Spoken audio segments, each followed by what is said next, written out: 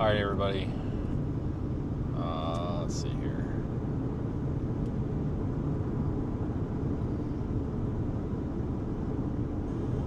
There it goes. All right, everybody. It's taking a minute.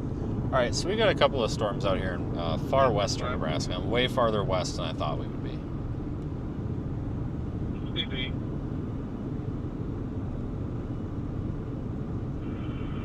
1039 for Dad, Nebraska commercial truck, 65537A Adam, 65537A Adam.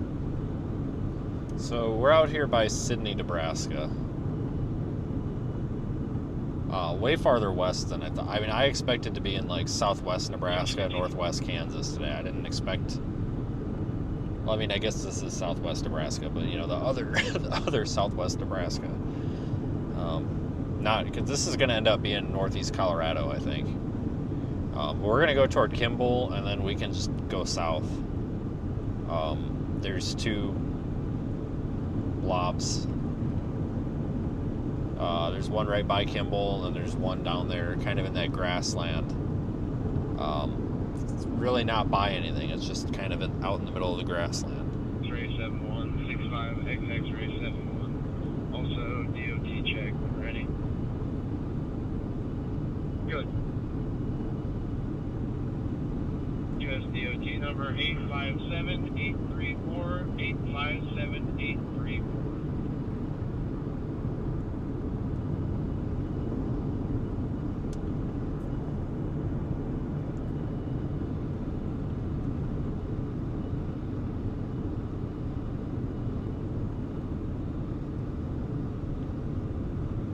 So I don't know what's going to come of these. They're really struggling. This one up here in Nebraska that's in front of us is kind of a mess, and it's been the messiest for the past like hour and a half, 2 hours. The one to the south that's, like I said, it's not targeted. It's not really by anything. It's just over that grassland. That's a little more organized looking. So I don't know, maybe that one will be the one to go for. But regardless, we're on 80. There's no real direct route, but we can go south on 71. Get in front of that south one. We can meet it like near Raymer or something. So I'm not too worried. I mean, we're here. I really do hope that one of these does something interesting, because I mean, shit, we're going to be 2.5 hours farther west than we were yesterday. So apparently the target was the Texas Panhandle. Go figure. They've got quite a few severe thunderstorm warnings down there, but I don't think we're missing too much, because looking at radar, I think it's just all a bunch of like downdraft dominant stuff. I don't think there's really anything too interesting to look at. It's one of those where I could see being there and being like, well, what's the point of this? So we might not have made the wrong decision, but that might have been the more obvious target. So I know we talked about that yesterday, but it just, it's 7 hours south of North Platte. And I could have made it if I would have left at like 10 a.m. We would have been down there by now, but it, to me, it just didn't make a whole lot of sense, especially having something up here.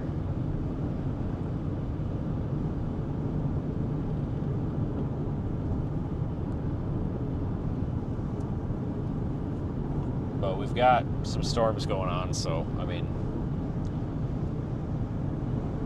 should have something. I mean, this is already probably a little more eventful than yesterday. Not that the bar is set very high, but I hope these persist. I hope they don't just die on us, because that would really suck. Because tomorrow don't look very good. I don't know if I'm even going to try tomorrow. I know it's kind of dumb to turn down a potential day, but I'm really leaning towards not. It does not look like much. Even the SPC discussion is pretty much not really anything. Yeah, alright, yeah, let's all slam on our brakes here. That's a great idea. Even though the speed limit drops 10 miles an hour, so let's drop 30 miles an hour. Cool. Awesome. Thanks, guys. Tomorrow honestly looks like it could be kind of a repeat of today, but storms might be a little farther west, closer to like I-25, higher terrain or something like that. So there was some good lightning there a second ago, but I don't think you saw it around the truck. This is just these are the kind of events where you kind of have to just plan on spending a few days out here and see what you can get. It's not always like you're going out for one specific event. You kind of have to plan on going out for a bunch of low-end crap and hoping you can, you know, pull something out.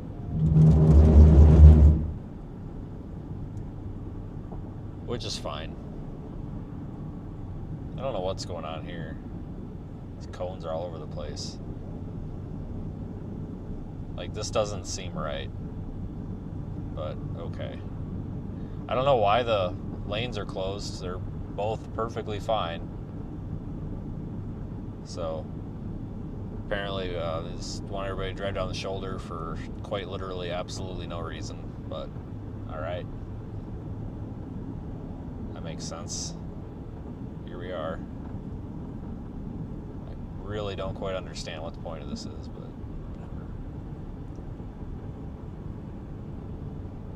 whatever. Like, it would make sense if you were doing something, like working or, you know, doing road construction, at which point it might make sense.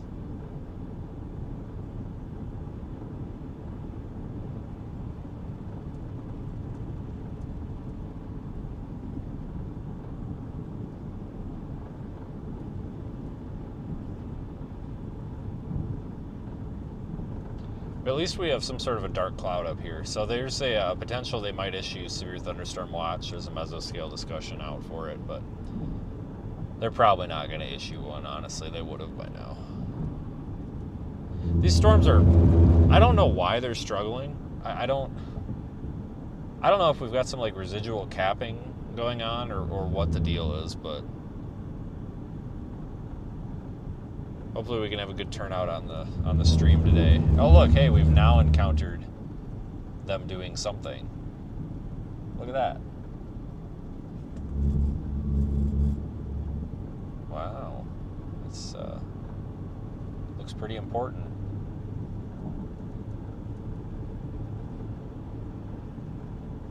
But hopefully we can have a good turnout today.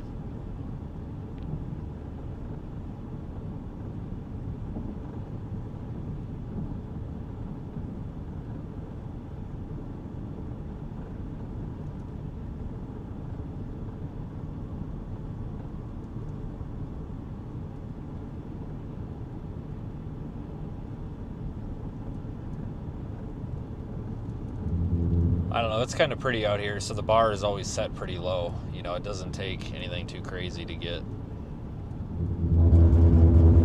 you know, a storm that's worthwhile, so.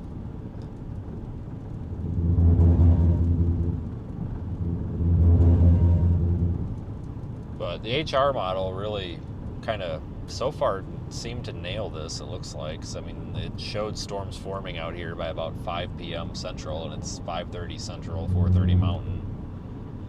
So it's pretty much right. It's about where it said it would happen too, so at least that part's verifying.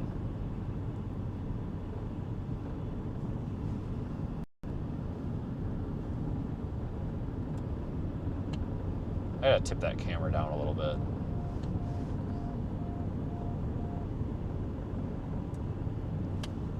Tilted up a little bit too much there, but try to give kind of a bigger view. You can see the two storms. There's that one there on the left, and there's that one straight ahead. I don't really know which one to go after.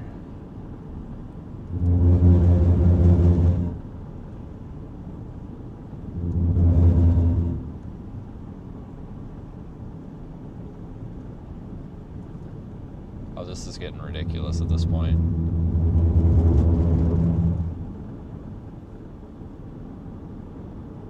I'm about ready to just start running these cones over. Holy Christ.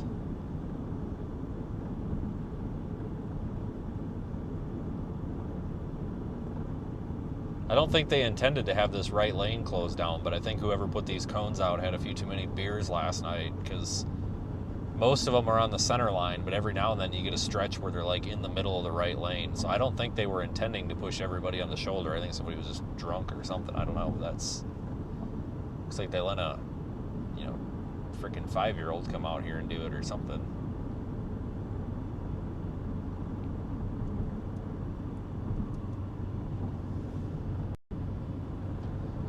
But it's good to be out for days like this, because this is that time of the year when we might kind of start running out of these days.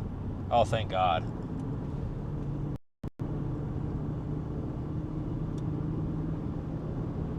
But, I mean, because realistically, we should start transitioning into, honestly, probably back into Oklahoma again. Usually in September and October, more so toward the end of September. But, like, after September, the middle of September, all the way through October, there's usually kind of a transition back to, like, more of the Central Plains. So, like,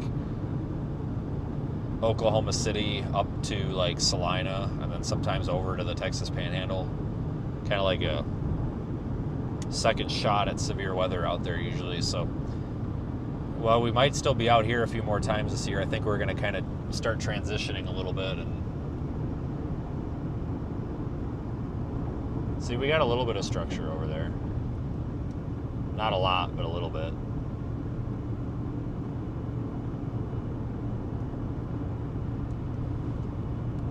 So we might start transitioning kind of back toward the middle of the country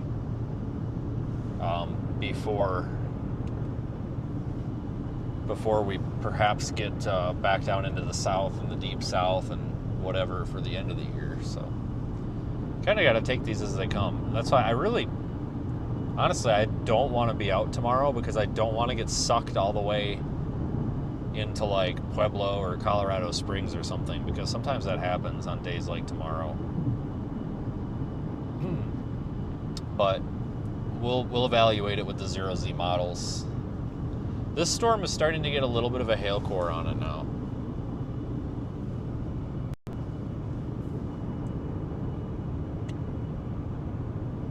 So maybe this is going to be the target, because I've been trying to split the difference here, because I don't know which one's gonna be worth a damn.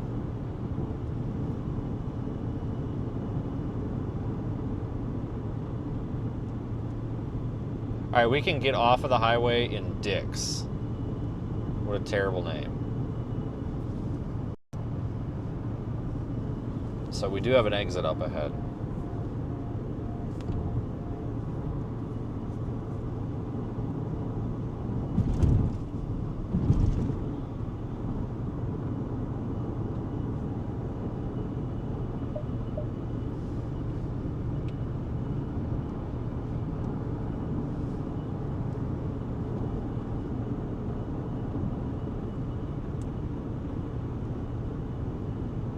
Yeah, that south one there in Colorado looks like it's kind of struggling. This one's looking a little bit better.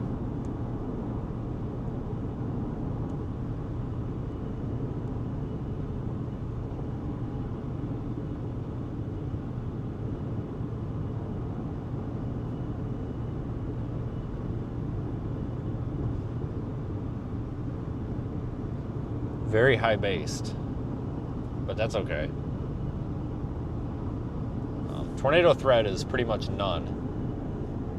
The reason I say pretty much none is because sometimes you can get land spouts out here for like very dumb reasons.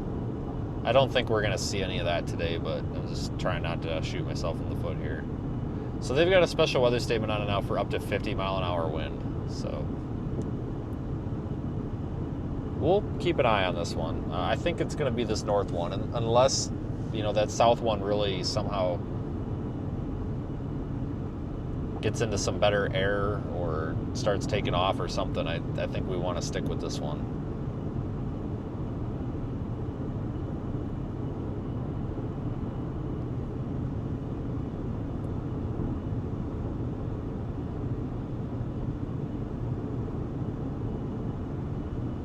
This is probably going to be the one, but that could change. So we're gonna have to get rained on here for a little bit, probably. And then once we get to Dix, we can go north a little ways and then east and be in a pretty good position, I think.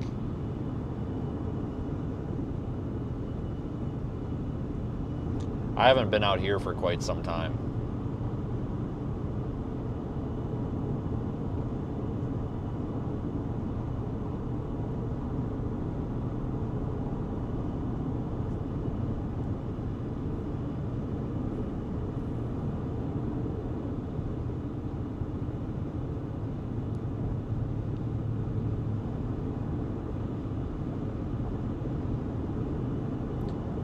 The farthest west that I've been would have been Sidney, Nebraska at the end of June. But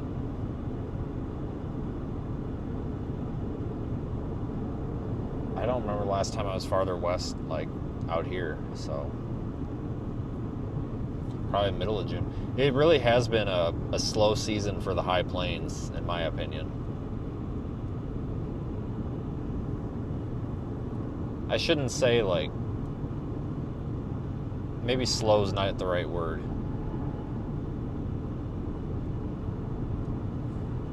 So it kind of gives the impression, yeah, slow's not the right word. It's been a little bit slower than normal though, I guess.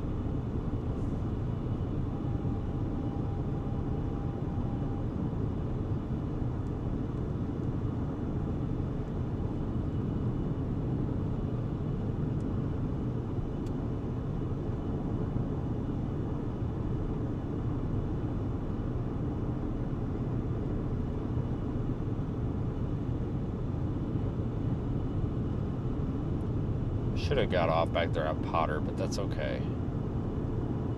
Hale's going to be north. This thing's kind of starting to move east. So we're going to want to get north of the interstate and then kind of move east, and then we have roads up there. I mean, it's not the best, but there's roads. And they shouldn't be too terribly wet either, so we shouldn't really have to avoid anything. It's been relatively dry out here for the most part, I think.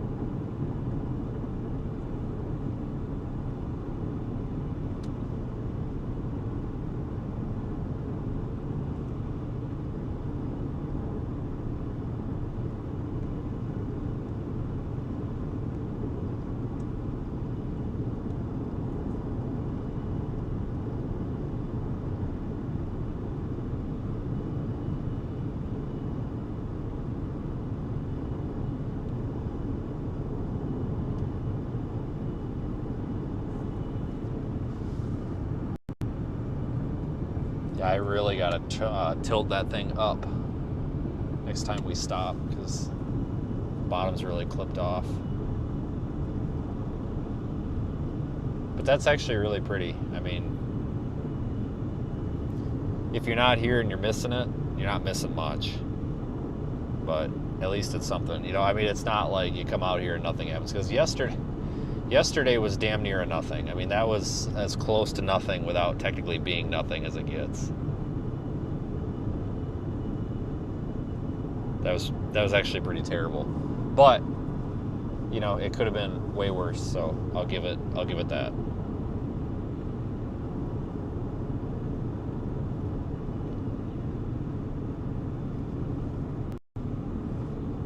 I really like it out here, though.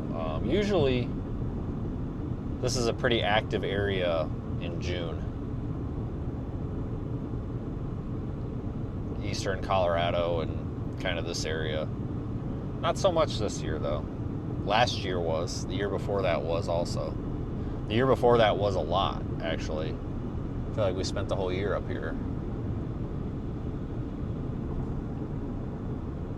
But I like the scenery up here. It's nice and open. It's just hard to find like services and hotels and stuff. I mean, it really is kind of a pain in the ass.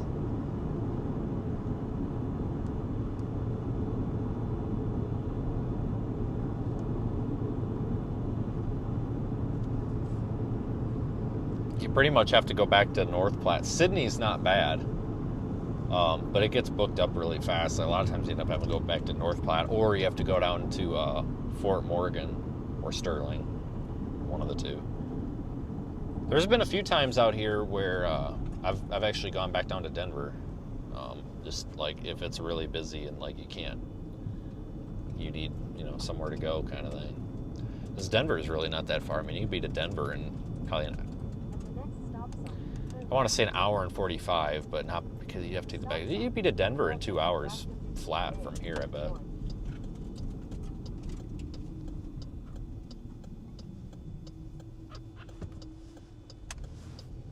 The thing about Denver, though, is you don't want to go into Denver. You want to stay outside of Denver, because Denver itself and Aurora are absolutely disgusting. Like, I mean, it's dirty, trash everywhere, crime.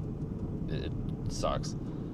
But if you stay just outside, you're fine.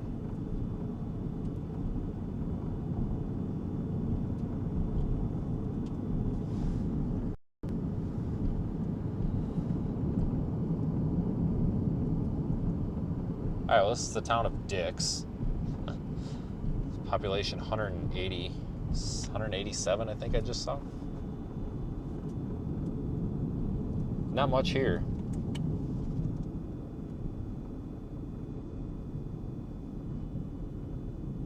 I don't even think there's a gas station here.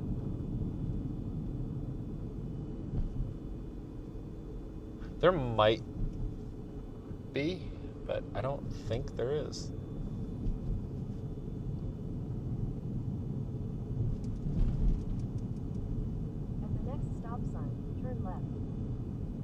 Where is this thing take? Oh, it's still trying to take me down to Raymer.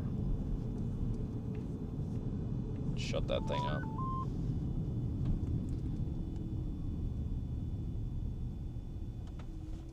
Let's just go straight. What? Oh, shut up, car. Let's just go straight. Oh, I think this guy's... God damn it. I hope this guy... I think this guy's following me. Like, I have a feeling the second that I stop, this guy is gonna be all chatty. So he was waiting there when we pulled off, and then he's been on my bumper this whole time. Which I get it, but I'm just not that kind of guy, I guess. Because usually, like right now, I'm in a hurry, and then I get in a hurry, and I stop, and people want to talk, and then I feel like an asshole because I'm like, I can't talk, and then they keep talking, and then you walk away, and then they get pissy, and it's like, I told you. Sorry. Like, not trying to be an ass. It's just... Like, I kind of explained to people, I drove... This is 13 hours from... Like, I technically drove 13 hours to come out here. I don't want to blow it.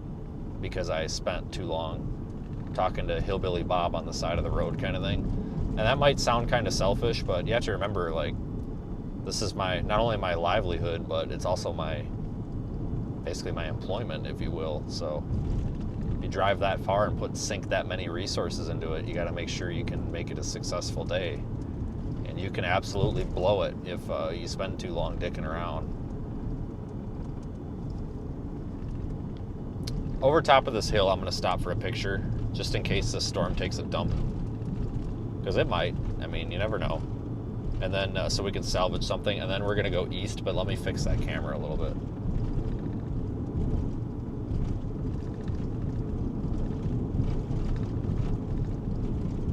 Because that thing is tipped up a little bit farther than I want it to be.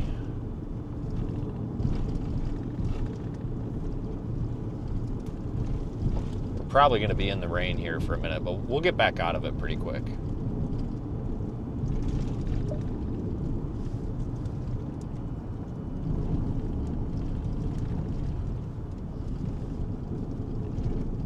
This thing it is trying to intensify, and honestly, I kind of imagine it probably will. I mean, at this point, I feel like it probably will, but I'm not exactly sold on it. I mean, there's still a good chance we end up turning around and going for that south storm. I mean, it wouldn't be the first time that's happened. So... it's just, these storms are kind of pulsing up and down a little bit. not fully surface based. They're kind of shitty.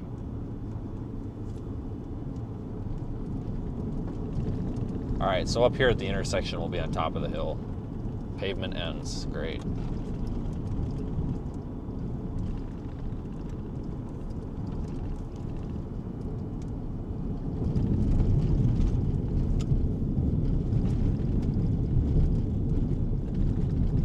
Yeah, this is our intersection, so I'll stop here. This works out pretty well.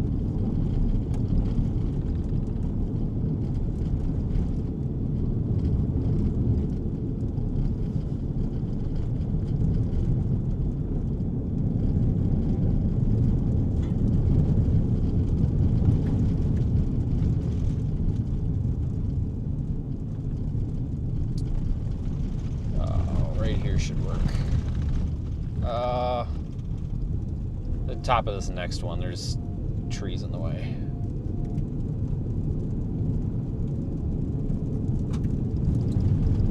Little trees.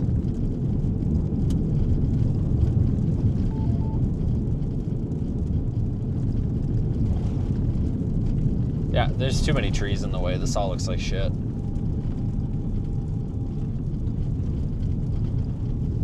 They did severe warn it.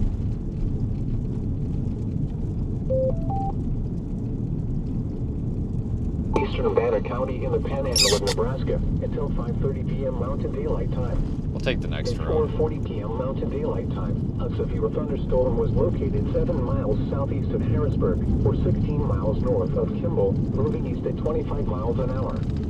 Expected hazards include ping-pong ball-size hail and 60 miles an hour wind gusts. Actually, good east option up This is a here. radar-indicated threat. Here we go. It clears out. Are expected. People and animals outdoors will be injured. Expect hail damage to roofs, siding, Right up here. windows, and vehicles. Expect wind damage to roofs, siding, and trees. Locations impacted include Harrisburg. For your protection, move to an interior room on the lowest floor of a building. Repeating, a severe thunderstorm warning has been issued until 5:30 p.m. Mountain Daylight Time for the following counties in Nebraska: Banner, Cheyenne, Kimball, and Morrill.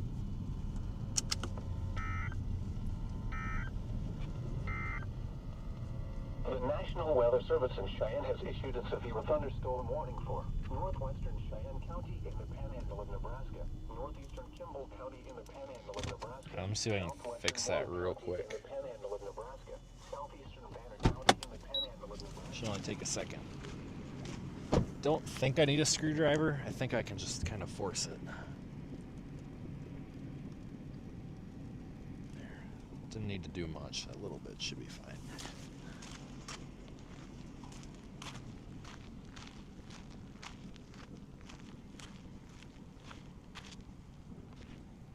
I mean, I've seen worse. Also seen way better.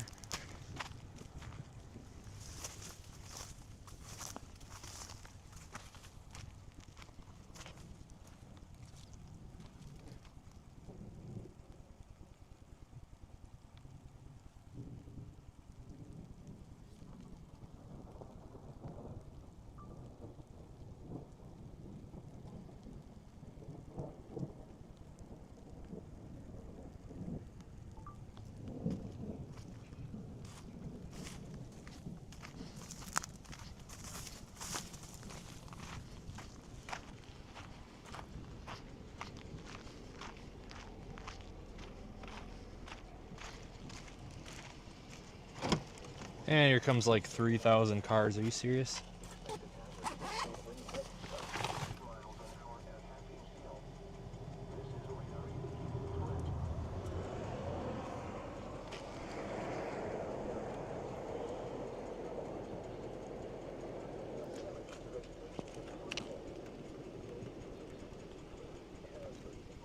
Well, most of them did turn off, so. Let me get this shared quick. This isn't terrible looking. It's nice being out here though, like it's super quiet.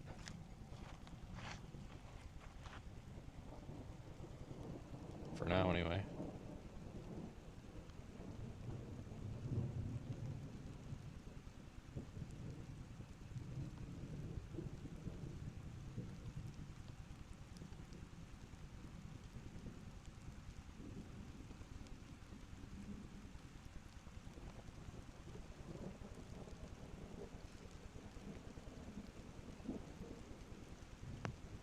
Where the hell are we?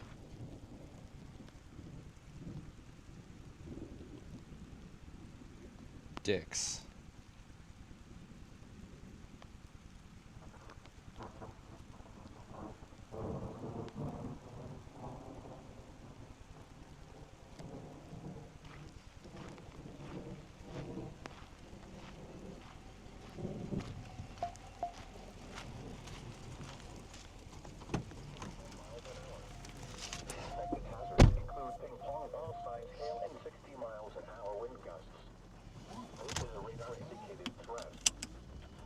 All right, we are going to continue north.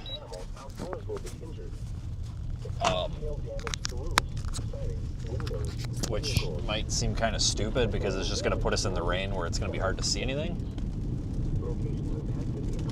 But there is just, like, this thing's almost moving a little bit, almost a little bit northeast.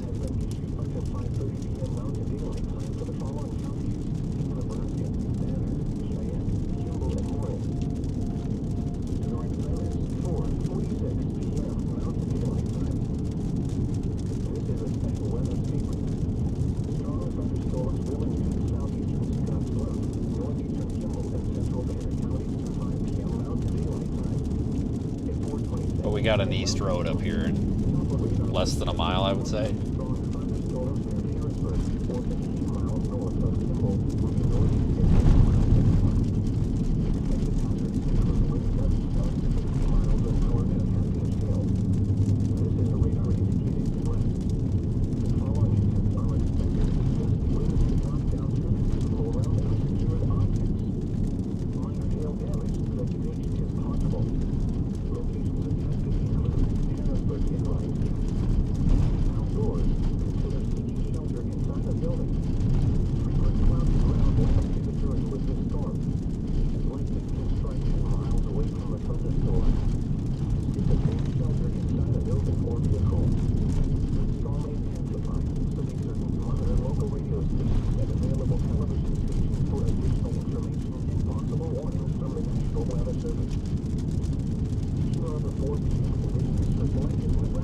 I think this will be the road up here.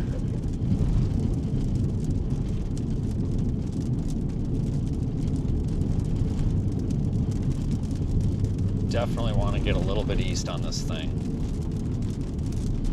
All right, just make sure this road looks doable here, because sometimes these roads that are on the map like this, they're not even roads. This is definitely a road, okay. Sometimes they were once roads, but not anymore kind of thing.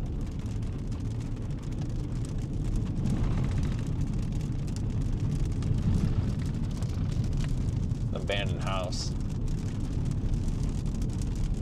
If the trees weren't there, that'd be a good picture, but can't see the storm.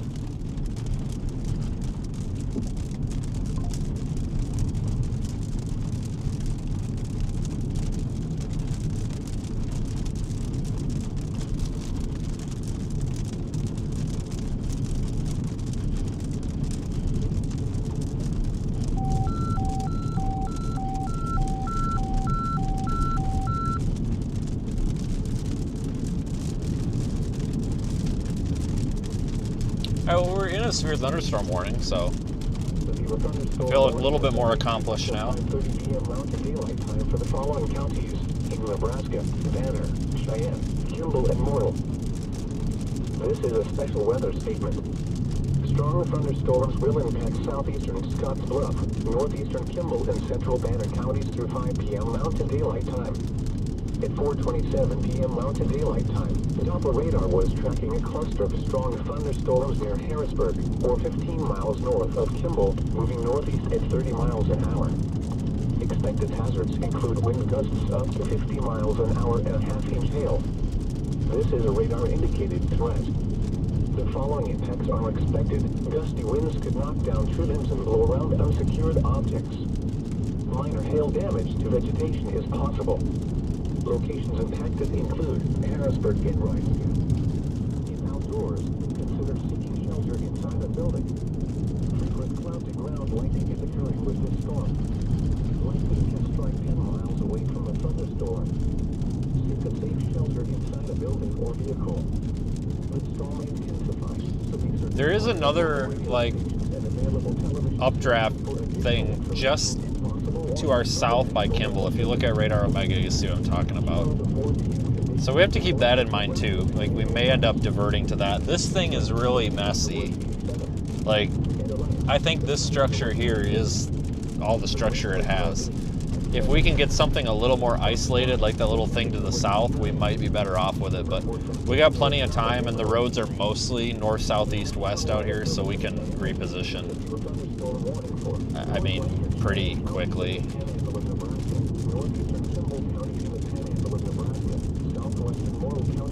Definitely not a big deal.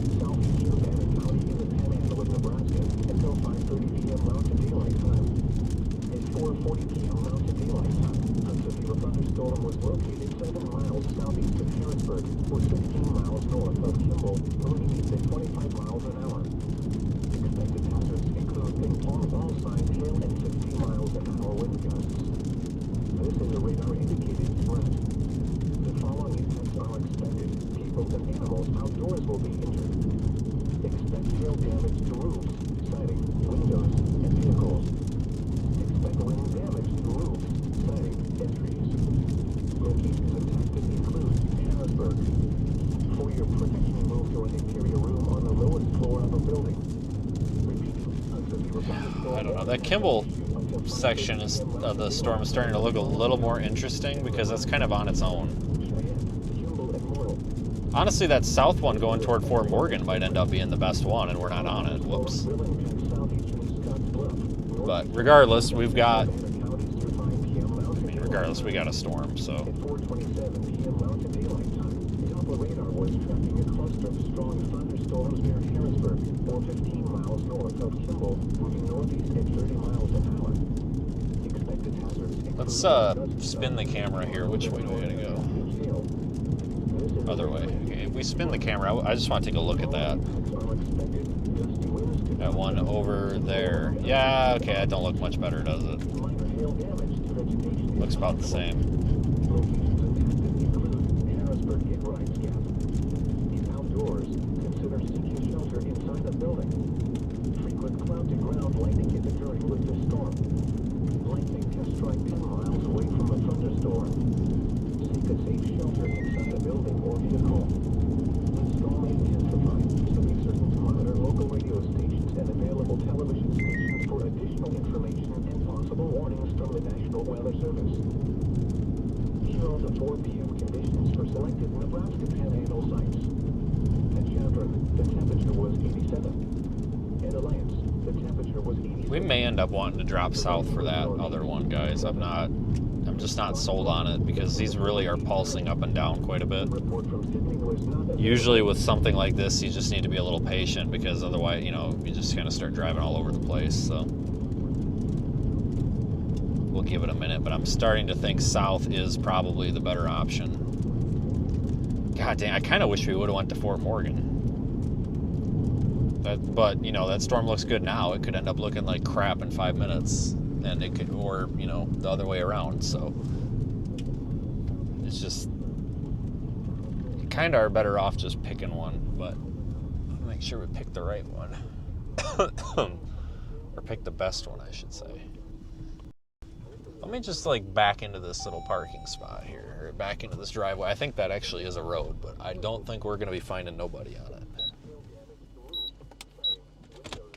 Hang on here.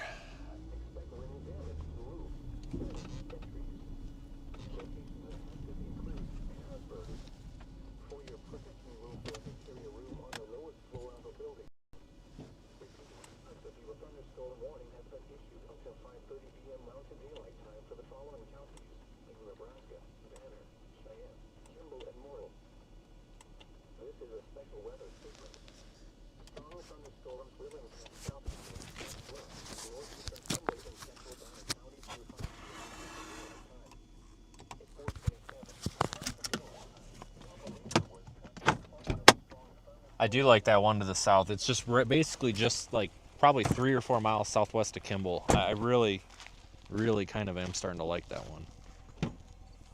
But, you know, as soon as we go for that one, this one could take off. So we'll be a little extra patient, I guess. Sometimes it's easier said than done, but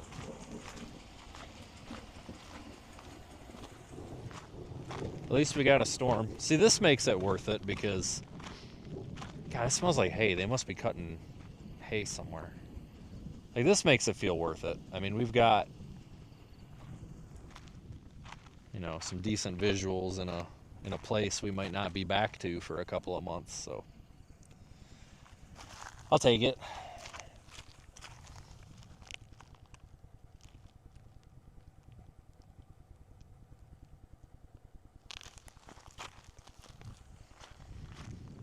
Because if we don't end up back out here until, let's say, May, I got to count here. Hang on, that would be September, October, November, December. I mean, we might not be back out here for 7-8 months. Kind of unlikely, but it's possible.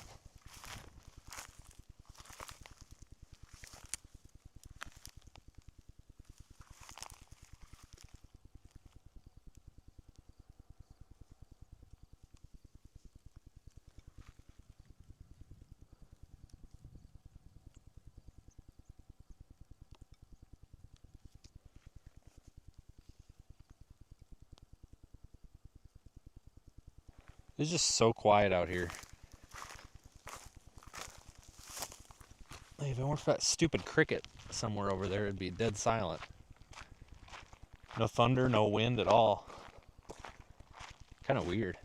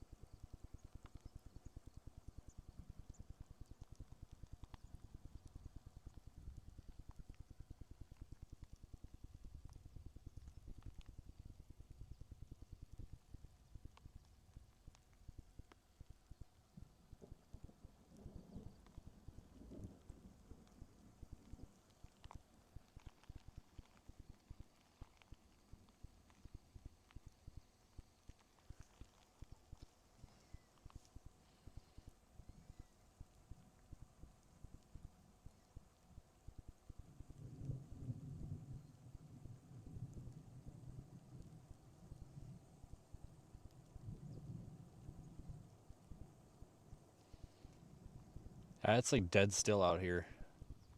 I don't see any structure on that storm or the south one. See, sometimes these high-based ones, they can be hit or miss. Why is my radiator fan running full bore? That's not concerning here. Hang on. Let me make sure this car is not overheating. Why the fuck is this thing running? It shouldn't be running full bore like that. The air's not on. It's not overheating. All right, I guess it's just hot out. I guess. Okay. Whatever. I just heard the radiator fan wind up, and I'm like, oh, Jesus. Like, is this thing overheating and I'm not noticing, or what? Wouldn't this be a freaking wonderful place to deal with a broken down car? Honestly, it'd probably be a better place than most because there's not anybody out here to bother you. Like, I'd probably rather work on a car out here in the middle of nowhere on the side of the road than anywhere else because, I mean, it's quiet. I'm going to try to get the camera resituated here manually. It's not sitting. Damn it, it's stuck. It's not sitting on the mount properly here. That's why it's kind of being a pain today. It's not fitting right. There we go. All right, so radar says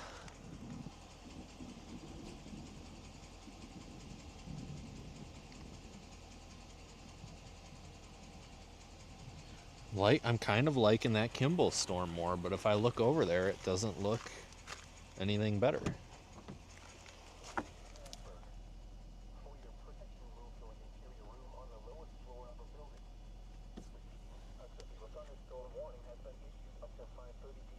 This storm's not going to Sydney. It's going northeast.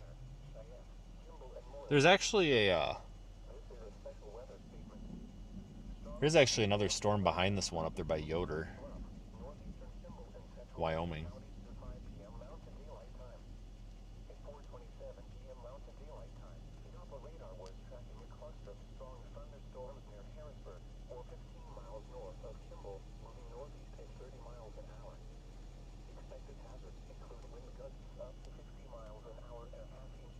That Kimball one might get warned if it keeps it up.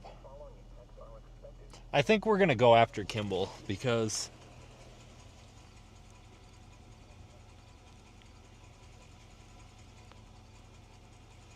it kind of just seems to make a little more sense to me because this one's kind of shooting off to the northeast. I don't want to say that it's struggling, but usually the southeast mover is usually the better option. So I think we actually have to go back the way that we came in here.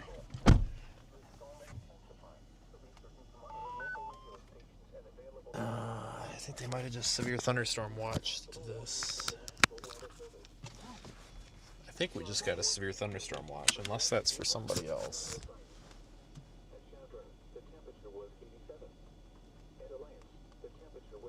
We'll see here.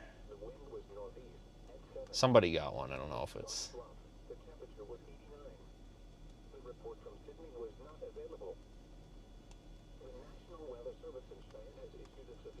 Yeah, let's go south. We do not need to go back the way that we came. We can go this way.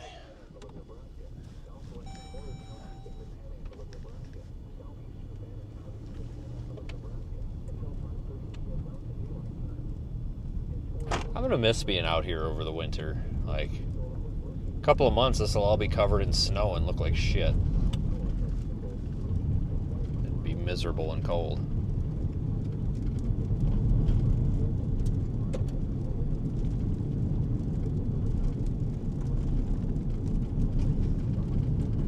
I vote for this one down here.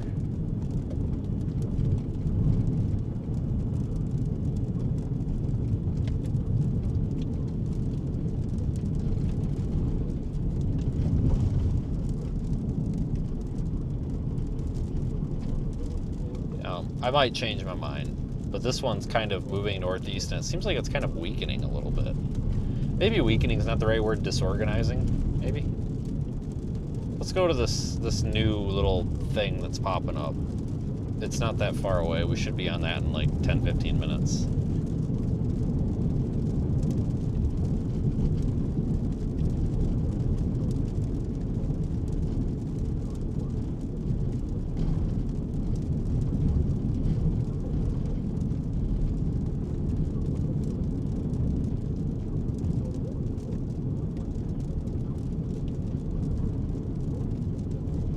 You know, I kind of also snow, but cautiously. Jesus Christ. Oh, wow, that's nice. Nice. So, the My Radar app just now decided to send out an alert to tell me that we're in a severe thunderstorm warning, but the Project Weather Eye app notified us about 20 minutes ago when they issued the warning. So, God forbid, if you imagine if that were a tornado warning, you know, a tornado could have blown your house away by now. Like, come on, My Radar. And they charge people. Can you believe that shit? God dang. Get with the times, Andy Green. Jesus Christ. That's ridiculous. That's doing a disservice to your audience there. Holy shit.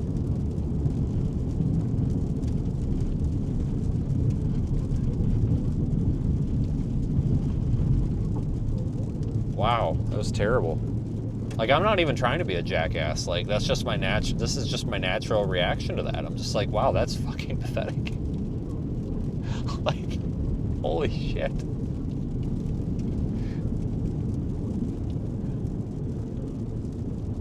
And before anybody's like, oh, it could be your phone settings. Well, yeah, but it's the same phone that my app is installed on, and it's probably running the same background location service they are. Like, Jesus Christ. Like, and no app is perfect, but it just seems like all the time, because, you know, I run them, AccuWeather, you know, for comparison, and they're always the last one. Us and AccuWeather are usually a tie. We use both notifications come in within like 5 seconds of each other. But my radar is always the last one on the list. It seems like. I don't know why. I don't know what they're doing. I'm not trying to be an asshole, guys. I'm just calling it like it is, I guess.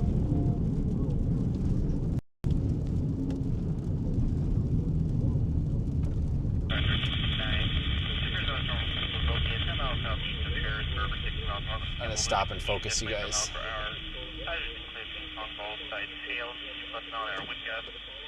Impacted people and animals outdoors will be injured. Expect hail damage to roofs, siding, windows, vehicles. Expect wind damage to roofs, siding, trees as well.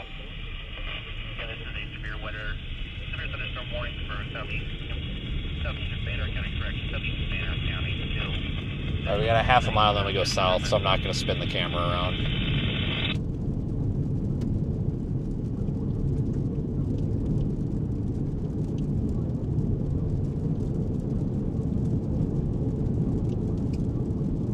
The National Weather Service is no better. What do you mean? The National Weather Service issued the warning that we got on our on every other app 20 minutes ago. It's like we might have just got another severe warning. Oh no, that's the severe warning that's to our northwest. That's that one I was telling you is in Wyoming. It's south of Torrington by Yoder. It's coming this way. That might even be an option later on too. I don't know. This road's gravel. I think these are all gravel. I don't think any of these are dirt out here.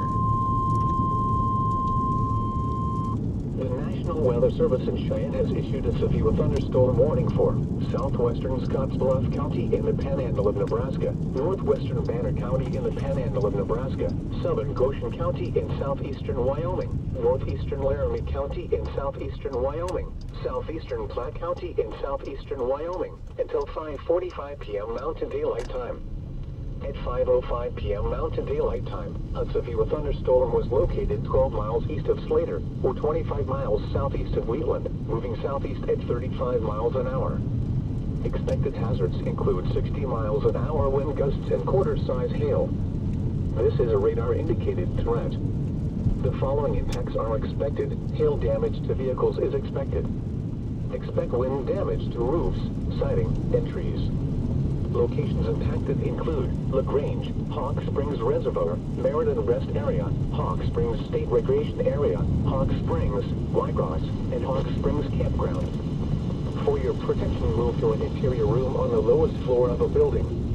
Repeating, a severe thunderstorm warning has been issued until 5:45 p.m. Mountain Daylight Time for the following counties in Nebraska: Banner and Scottsbluff, and Goshen, Wyoming.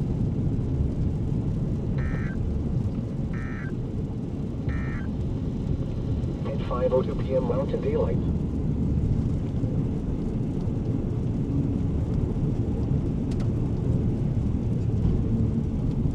Honestly, that storm that they just put the warning out that was for coming out of Wyoming, that actually might end up being like the storm. Like that might be the storm of the day. I kind of like that thing's kind of isolated. It's small and compact.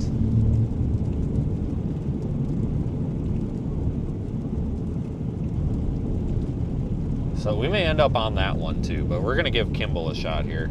Once we get down here to I-80, we take this frontage road a couple miles to the east, and then we got a good south road.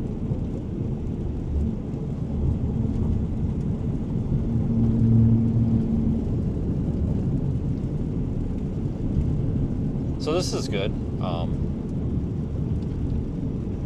This was pretty much worth it, I would say, so far. I did put a picture on Facebook, and some crazy lady is already saying that she demands feedback from storm chasers, whether or not this weather is normal. So of course I replied with, yeah, it's normal, lady. It's called a fucking thunderstorm. Like, they happen all the time. I don't partake in that conspiracy theory shit. I get so sick and tired of that. Like, oh, the government is manipulating the weather. No, shut the fuck up. You're a lunatic. Like, I'm sorry. Like, I don't... I'm sorry. Like, if you truly believe that, you're an idiot. You are a fucking idiot. And I know that's going to piss some people off, but if you truly think that the government is the one running the weather, like, if you truly do believe that the government says, I need hail here, I need a tornado here, I need rain here, and we need a 67 mile an hour wind gust, right there. Like, if you truly believe that, like some of these people do, you are an idiot. You are mentally ill. And I know that's not our audience, but some of these people legitimately think that there is somebody, because they tell you this in the comments, that they truly believe there is an agency at the government that is sitting behind a computer, basically steering every raindrop, every wind gust, everything, like in real time, like it's a video game. And these people just, they are diehard believers in this. They truly believe that the weather is just a video game and somebody's controlling it, and it is beyond retarded. I'm sorry, I don't know what else to say. Oh, there's Pat. Oh, look, we got our first one in the chat. Oh, there's Pat. There is no... Okay, you are mentally fucking stupid if you truly think that the weather is a video game and somebody is controlling the fucking weather. You are the stupidest motherfucker I've ever met if you truly believe that. And I speak on behalf of the other 670 people in this chat. Like, if you truly think that somebody at the government who can't even fill a pothole in your road is running like a Pac-Man joystick, steering a little airplane or a drone to control where the wind gust and where the cloud is going right now, and we're somehow part of that conspiracy, you have a serious problem. Serious problem. Like, I don't know what to say. I really don't know what to say. Like, just common sense has left the chat here. Like, this is, okay, this road does not look like I imagined it would. All right, hold on. I'm going across the world's largest, or the world's most terrible railroad crossing right now. Holy shit. Hold on, I gotta take this like an inch at a time here. There's like, I'm gonna fall into this railroad crossing.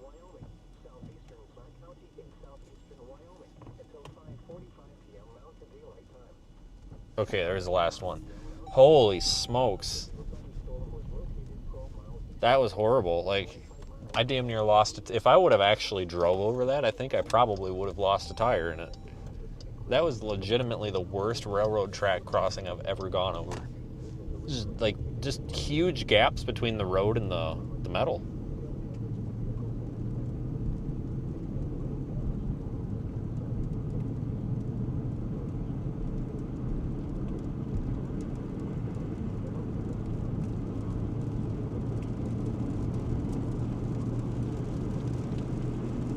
Yeah, I just can't, because, and what people need to understand, I just can't sit here as somebody who's literally conducting atmospheric science in real time with my own two hands. I can't sit here and allow my stream to become a platform for these lunatics.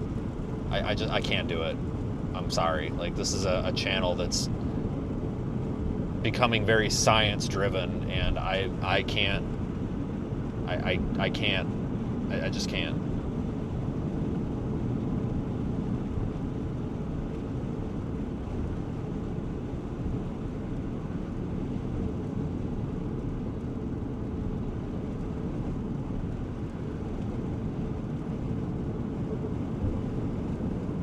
I find it interesting how you'll get these folks that sit at home and they think that because they have Google and they've seen something on the internet, they think they're so much smarter than everybody, and it's like, well, then come on out and do this. Oh wait, you can't because you don't know what you're doing. But even though you have no idea what the fuck you're doing, you're gonna sit there and tell people that actually do know what the fuck they're doing about all of these conspiracies and all this stuff, and how you're a genius and blah blah blah, and you know, the government, and I've seen with my own, I've seen it on Facebook, the government does it, you know, Trump controls the weather. And it's like, oh my God, you know, Jesus Christ, like, I don't want to say it's that Dunning-Kruger effect, you know, where they say, like, the less you know, the smarter you think you are about something, because it's really not that. I think it's a legit, like, maybe people are just, like, sniffing glue. I don't know, like, rubber cement.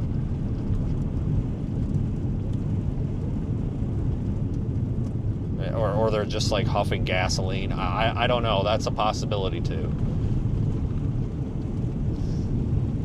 I don't know. I mean, maybe they're just dumb high school kids sniffing markers. I mean, I think everybody did that when they were in high school, you know, sniff the colored markers. I mean, we did. I'm pretty sure that was like a requirement in public school, was to snip the markers.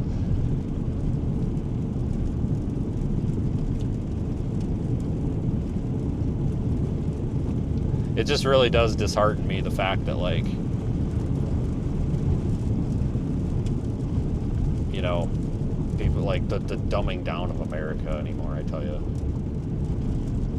Not everybody, just large groups of people. I'm convinced it's TikTok. You know, do you remember a couple weeks ago, all those dumbasses on TikTok were like, we're gonna lose gravity for 7 seconds. And you remember how many stupid people believed that they actually thought that, like, NASA was gonna shut off the gravity for 7 seconds? I brought this up a couple of days ago, and guess what? Well, I guess it was a couple weeks ago. Guess what? I had a viewer arguing with me about it, saying that, oh, NASA can do that. Like, no. Physics are a thing, folks. Science is a thing. But, like, it's stuff like that. Like, the amount of, like, something that was clearly just satire and a stupid joke. So many people actually thought that, like, they were just going to shut off the gravity. Like, what does that even mean? Like, how... I don't think people understand that, like, the Earth is spinning. Okay? It has a mass. It's an object in a space. I don't mean outer space, I mean in a space. And it's spinning. Therefore, the objects within the realm, or within the domain of the object, you know, the Earth, are going to naturally move toward the center of the Earth. You know, gravity. That's how that works, right? It's a mass. And not only that, I mean, it's, oh my God. You don't just shut it off. Like, I don't know what to say.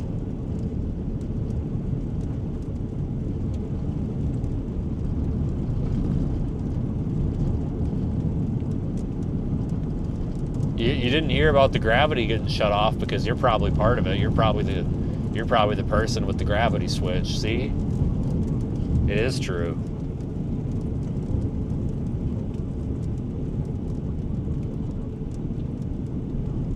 Susan's gonna shut the gravity off.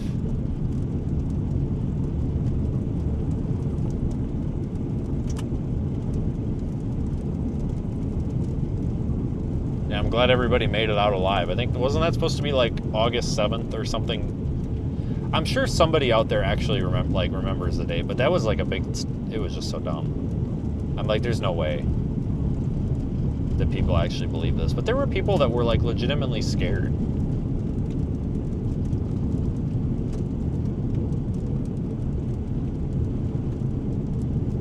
I mean, my goodness, you are mean as heck with your words.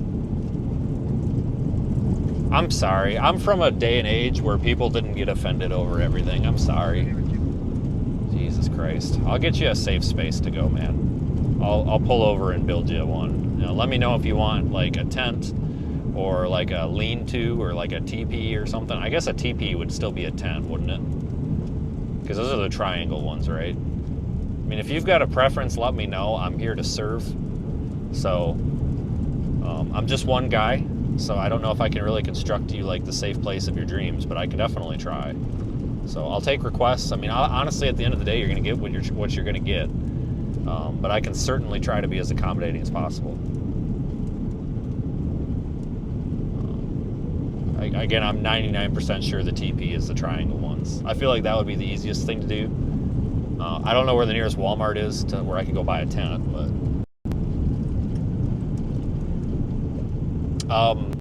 that's not supposed to be like that. Why is this pivot like flopped over? That's not the way it's supposed to be. What the hell happened to this pivot? Did this thing not shut off and then drive up on the ditch and backflip?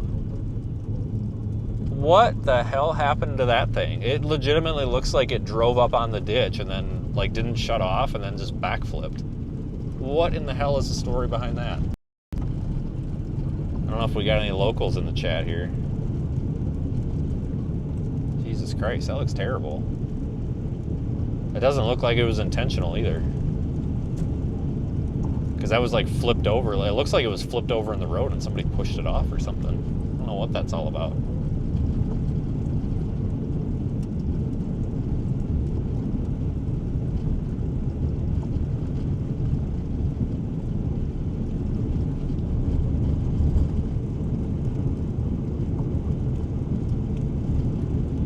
This little storm isn't really doing much either. I'll be honest with you, I'm kind of wondering if...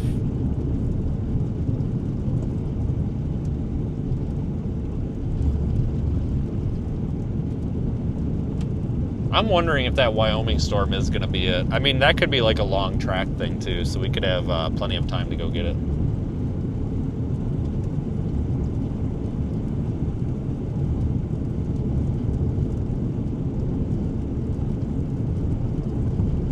I do see, and you guys aren't going to see it on camera, but over there where that like rain foot is on the far right, so you got that white clear air, and then you got the rain and shit. There is some decent dust getting kicked up, so this thing might have some like okay outflow coming out of it.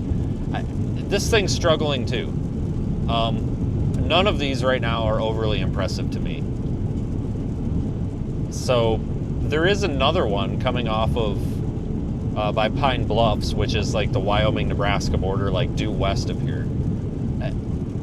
I don't know. We're probably, honestly, guys, if you want my honest like opinion of what I think's going to happen, is for the next 2 hours, we're probably going to just be driving around and seeing what we can catch.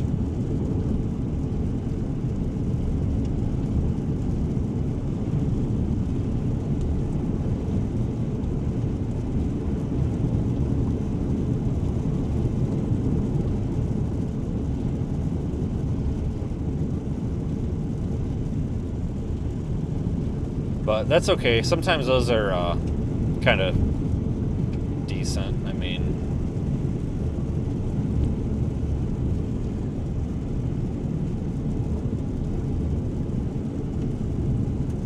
the one that we left, I'm kind of glad we left it because it's really kind of dissolving. Kind of a short-lived storm.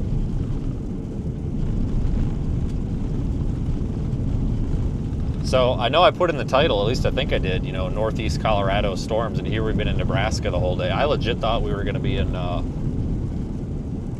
Colorado. I really thought this was going to be a Colorado thing.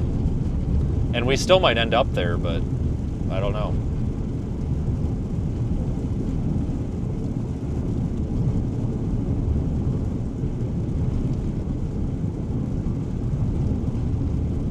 All right, guys, so we have a weather control station right here I'm going to pull into. I want to show you guys, I've actually been lying. The government does control all of the weather. It's true. They control it all.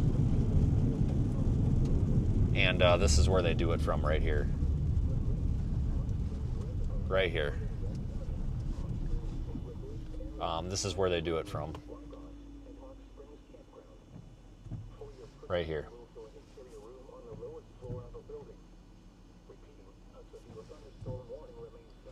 It's actually there's a nuclear bomb in there. So it is a nuclear missile silo. It's actually not a weather control station, but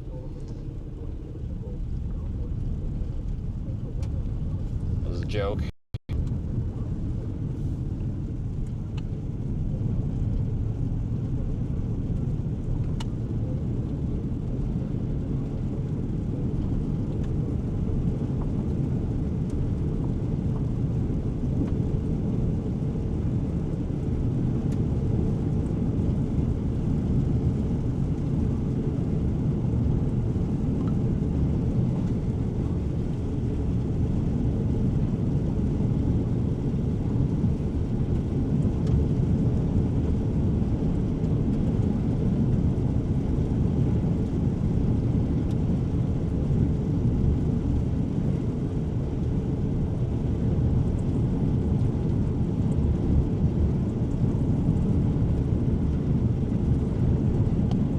That water drop in the middle of the lens is kind of obnoxious, isn't it? Hold on. I'm trying to... So I see a lot of dust getting kicked up over there, but I don't know if it's a tractor. It's probably one of those weather manipulation tractors.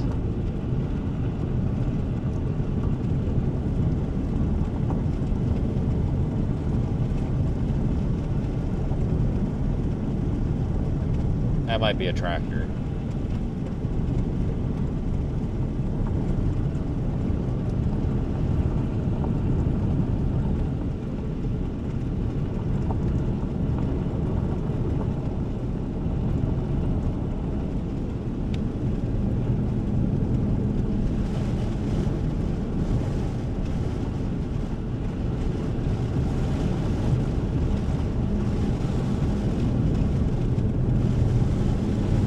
No, it's dust. Look at all this dust getting sucked off the ground. The inflow, lots of inflow. Yeah, it's got to be dust over there. You guys, the camera's just not picking it up very good. And that severe thunderstorm watch earlier, I think, was actually issued up in Minnesota, not for here. Yeah, it's getting windy enough that there's some inflow here, and the dust is getting picked off the ground here.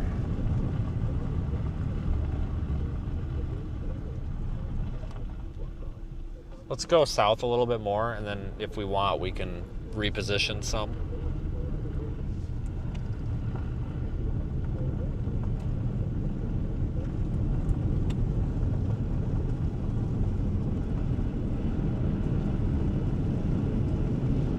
But thanks for being here, everybody.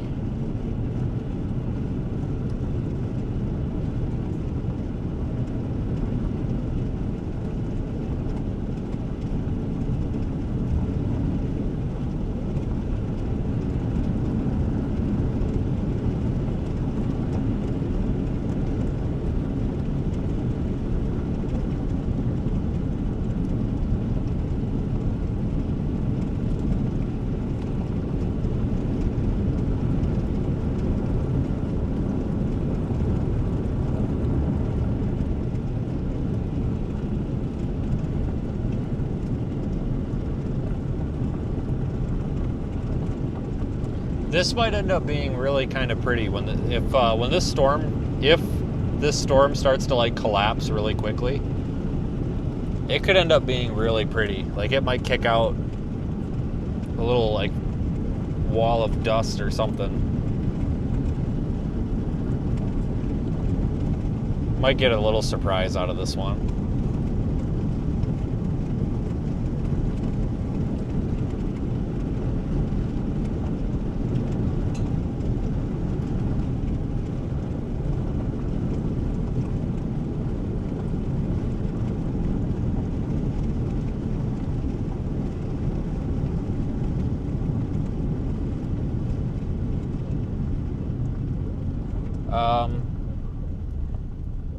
I guess, oh shit, the road splits here.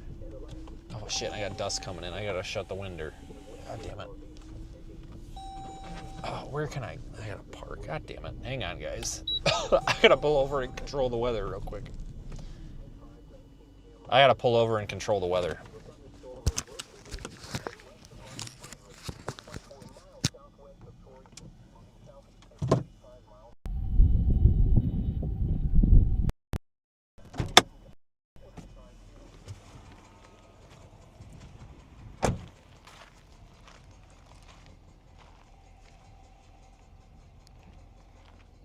All right, so this isn't terrible looking.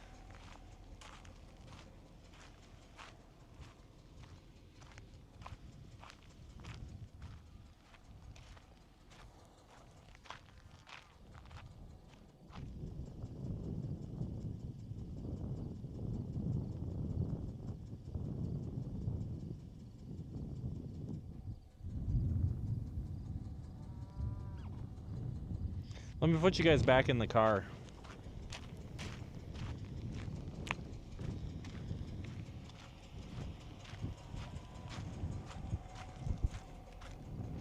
So I want to take a few pictures of this. This actually isn't that bad.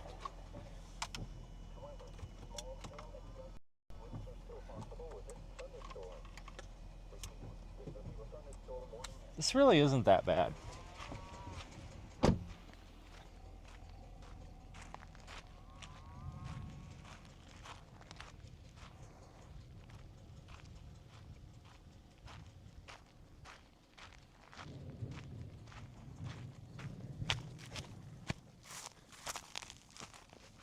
Oh wow, we got all right, so talk about fences. We've got a single wire of a single strand of barbed wire, which is kind of strange. It's definitely unique, but it's tight. Let me check it. It's tight. It's on plastic insulators though. I'm not a big fan of that. That for barbed wire. But, you know, nice straight fence row. I'll give this is a quality fence. For those of you guys that are wondering why I'm being a smartass about the fence, we were in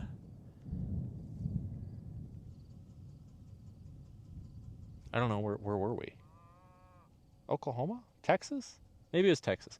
We're in Texas and somebody was like, "Why aren't you driving toward the storm?" and just being super super obnoxious and like was just being kind of an ass. And I pulled over and I was like, well, it's because there's a freaking barbed wire fence in the way. You know, there was a fence between us and the storm, right? And like he was just an ass. So that's where the fence thing comes from.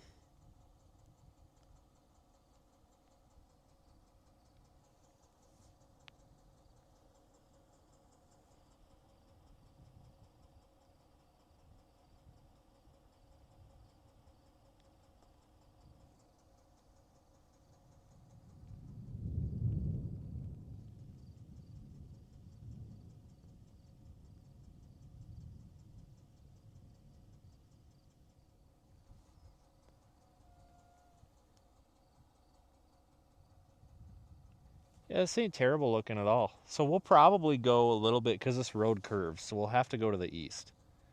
And then there's a south option if we want to go south. You know what? Can I go south? There's like really cool terrain down there. There's like a ridge. I wonder if we might. Hold on a second here. Instead of going after the storm, we might want to go after the scenery because it might make for a really cool shot of this thing.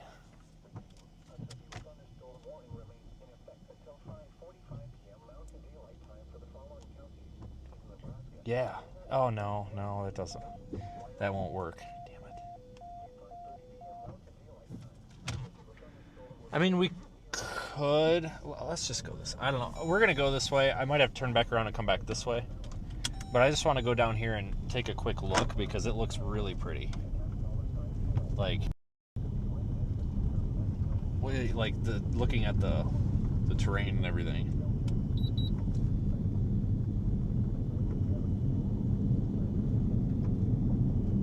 Go up on this ridge here.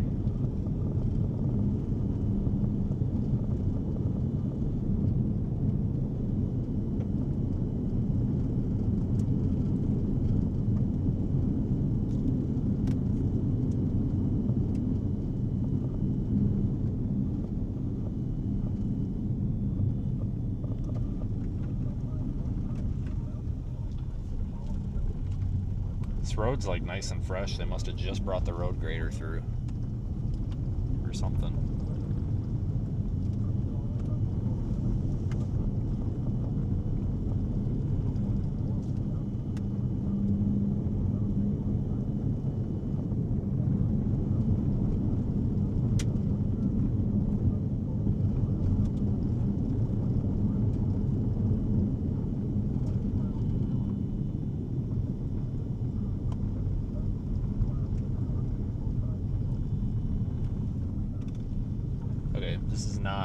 This is not what I was expecting.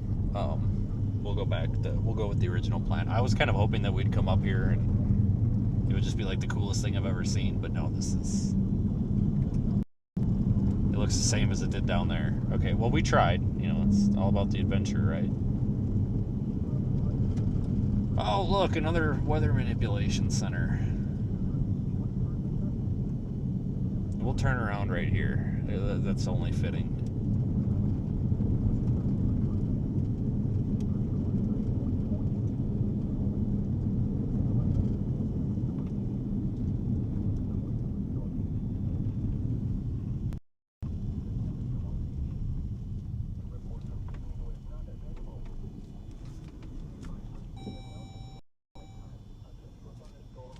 tired of this thing dinging.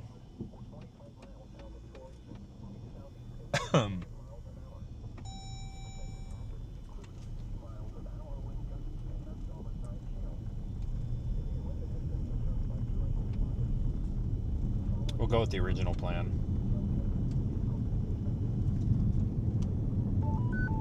Go a little bit east and then drop south. I figure we might as well stick with it, you know.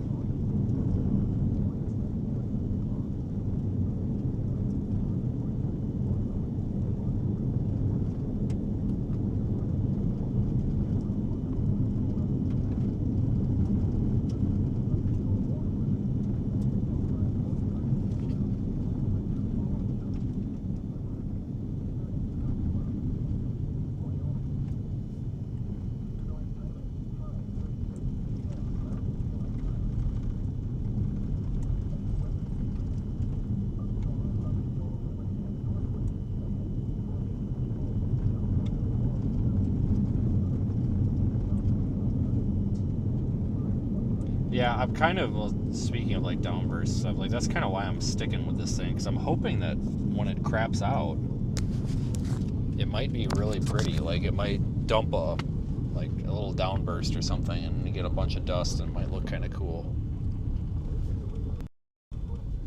That's why I'm trying to stick with it for a few extra minutes here. Right now, I mean, doesn't look that bad. Like the pictures are turning out kind of better than it looks on stream.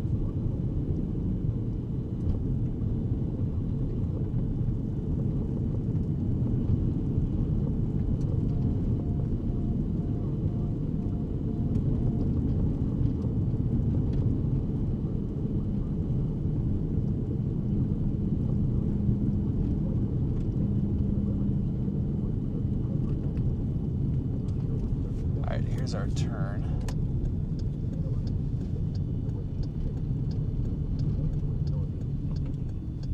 Alright, this is where we were. I'll put you back on the roof camera here so you can see.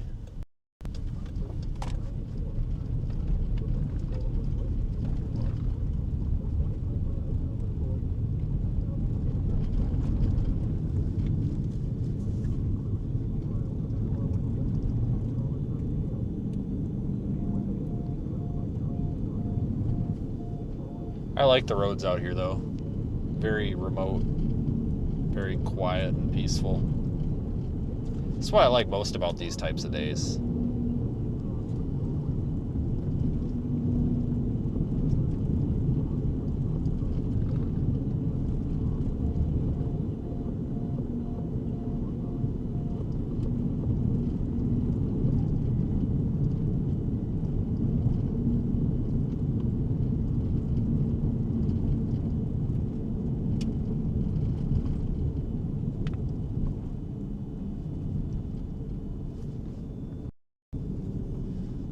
You know what? I remember driving through here we were on this road last year because I remember this little farm.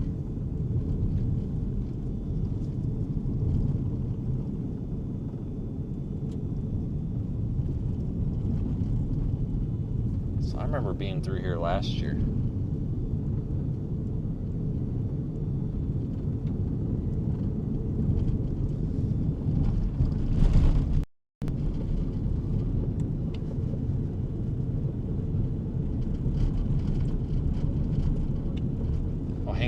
Wildlife.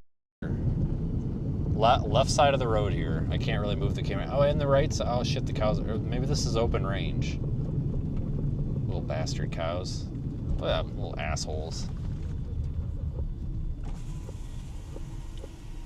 This might be open range.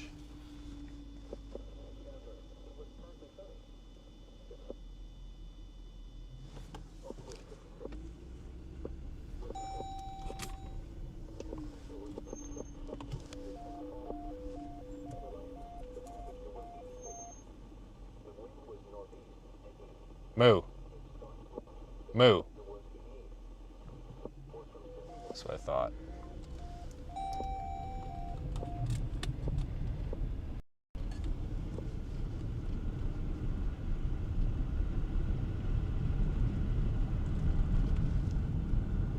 Looks like they're going to continue that severe thunderstorm warning on that one up there to the northwest coming out of Wyoming. Nebraska, southeastern Goshen County in southeastern Wyoming, northeastern Laramie County in southeastern Wyoming, until 6:30 p.m. Mountain Daylight Time.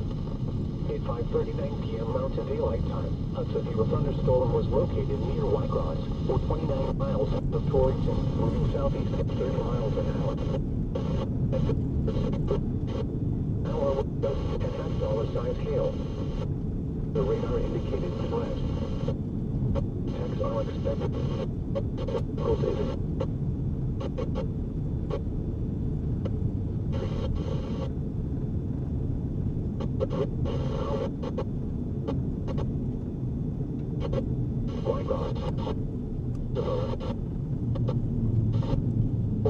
Well, this is kind of the end of the rope on this one for us, guys. This thing just looks like shit.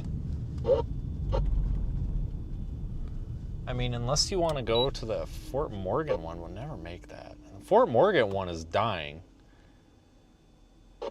That Fort Morgan one is dying.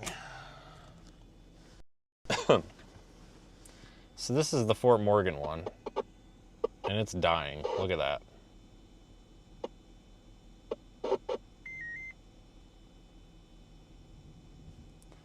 This is ours, but see all this rain out ahead of it? All that weak rain?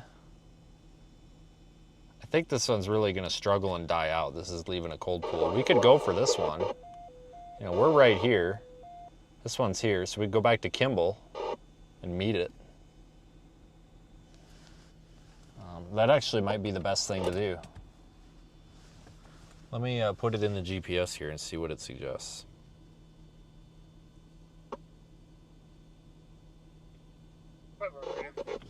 Yeah, let's just do that. Because I think that storm's going to be going for a while. It looks pretty hefty.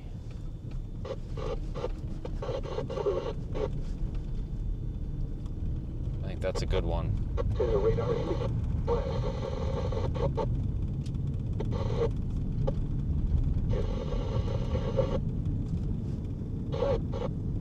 We'll go back out the way we came in.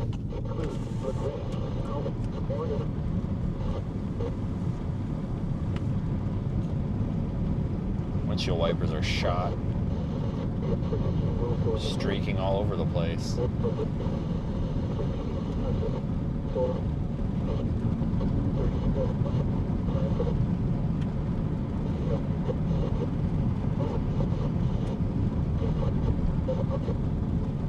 The thunderstorm was located near Hot Springs, or 25 miles south of Torrington, moving southeast at 35 miles an hour.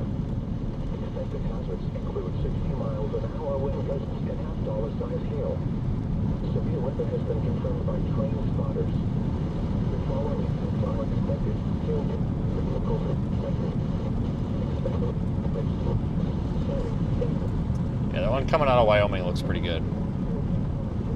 We'll give that a shot, because we should be able to meet that somewhere around Kimball.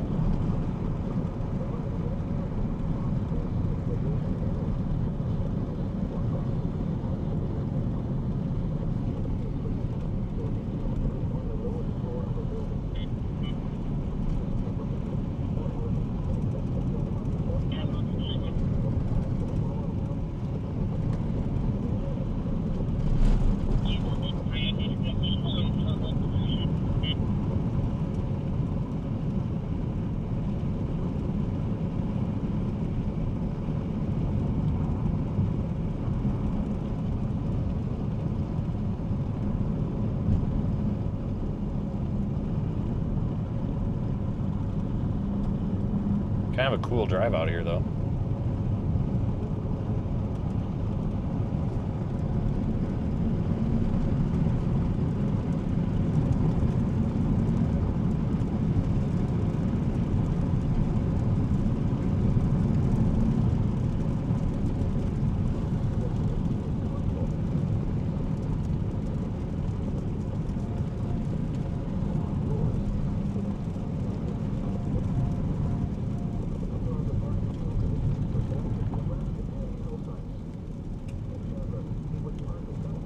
Oh my god, these windshield wipers are just absolutely shot. They're like 2 chases old, too. What the frick?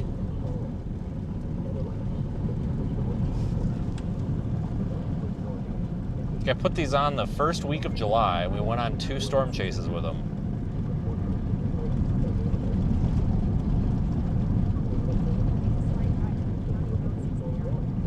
They're shot.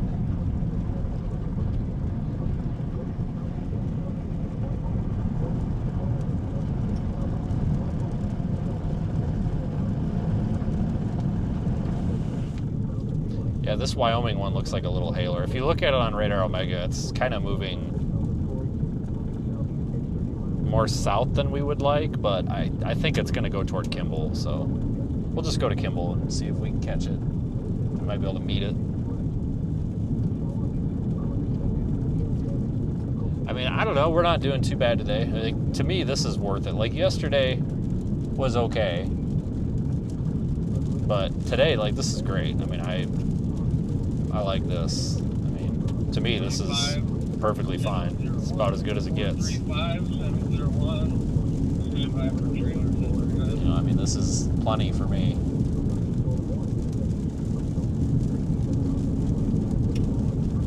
So like I said, we might not be back out here till May. I hope we're out here a couple times. Looks like we probably will, maybe first week of September or something, but I mean, you never know. This might be the last time that we're out this far, you know, in this area until next season, I guess. So, kind of have to take advantage of it, I guess.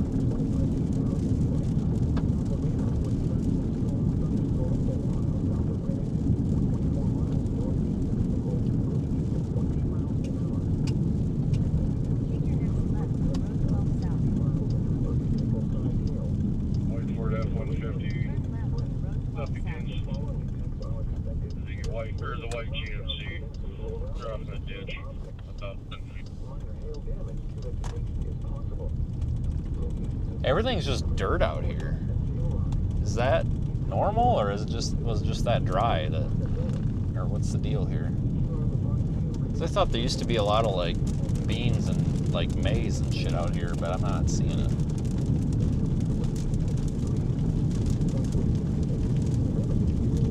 It's like everything's dirt. I know it was a little dry out here this year. Dry in a lot of places this year, honestly.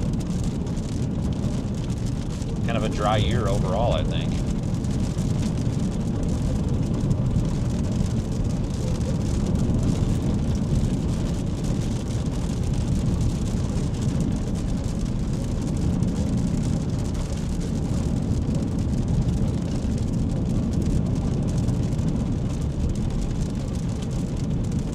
Yeah, the Trinidad one was fun.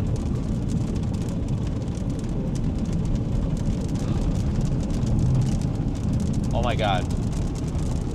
No way.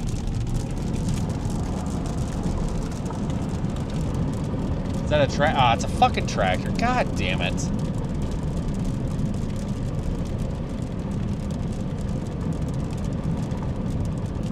I thought we had like a little Gustnado or Dust Devil, but it's a frickin' tractor. Are you serious? What a ripoff.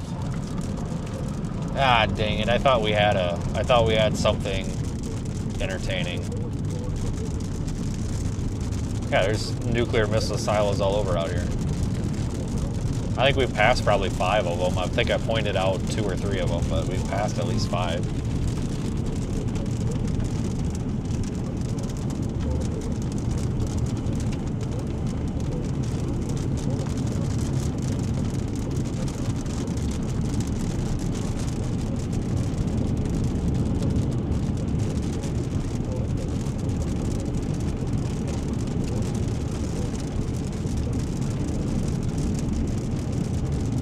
We'll be out of this rain in a second, so the windshield will clear up a little bit.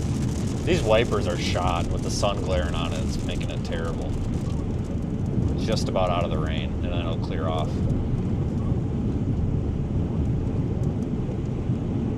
But overall, like, I'm glad we stayed with the north target, because that Fort Morgan storm looks awful. So we stayed on the right target, I think.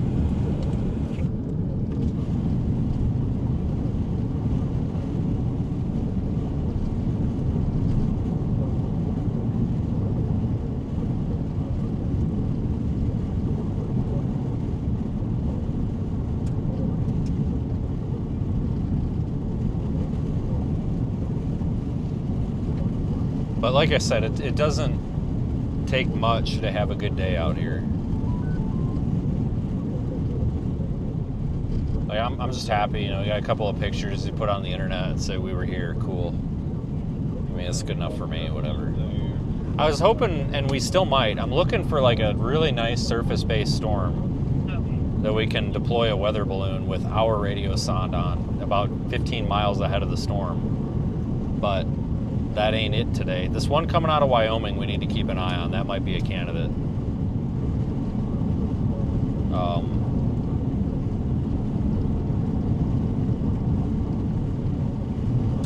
Don't feel like we're really accomplishing a mission while we're out here, but definitely don't feel like I'm wasting my time. And that's the most important part, honestly, for me, is as long as it's feeling like I'm not wasting my time, because it's really depressing when you drive, 13 hours somewhere and then nothing happens and you're just like, wow, that was great. But I mean, something's happening, so.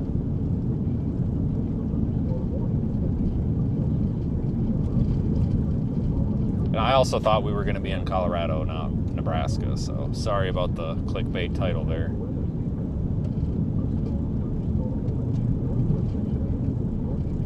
Had quite a few people watching today, too. We're not done yet. I really didn't want to be this far west, though. I wanted to be more over toward, like, Goodland and Colby and McCook. This is not where I wanted to be, but that's all right, because it's just so easy. Like when you end the day in McCook to drive home, because I can easily get to like Grand Island or Hastings, super easy. But I don't know if I'll even make it past. If it keeps it up like this, I don't know if I'll even make it past North Platte tonight. And it makes for a long drive tomorrow, because I don't think I'm going to stay out tomorrow. I have instructed Nicole to make cheese potato casserole things, or whatever the fuck it is, tomorrow, and I kind of want to be home for that, because it's kind of want that, not gonna lie. So right now I'm kind of making a decision on what I want for dinner, or do I want what I want for dinner tomorrow night, or do I want to go to Colorado? I don't know.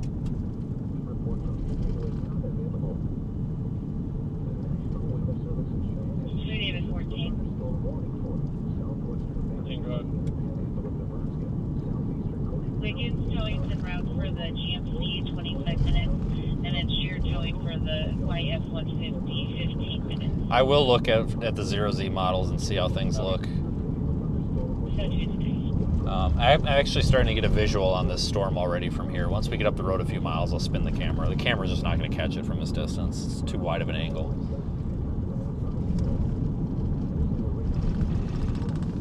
But we'll take a look at tomorrow. If it looks good, we'll stay. But I really didn't look good when I saw it. They went slight risk, and I see why. But I really think that it's going to be I think it's going to be crappier than this. I think storms are really going to struggle. But I could be wrong.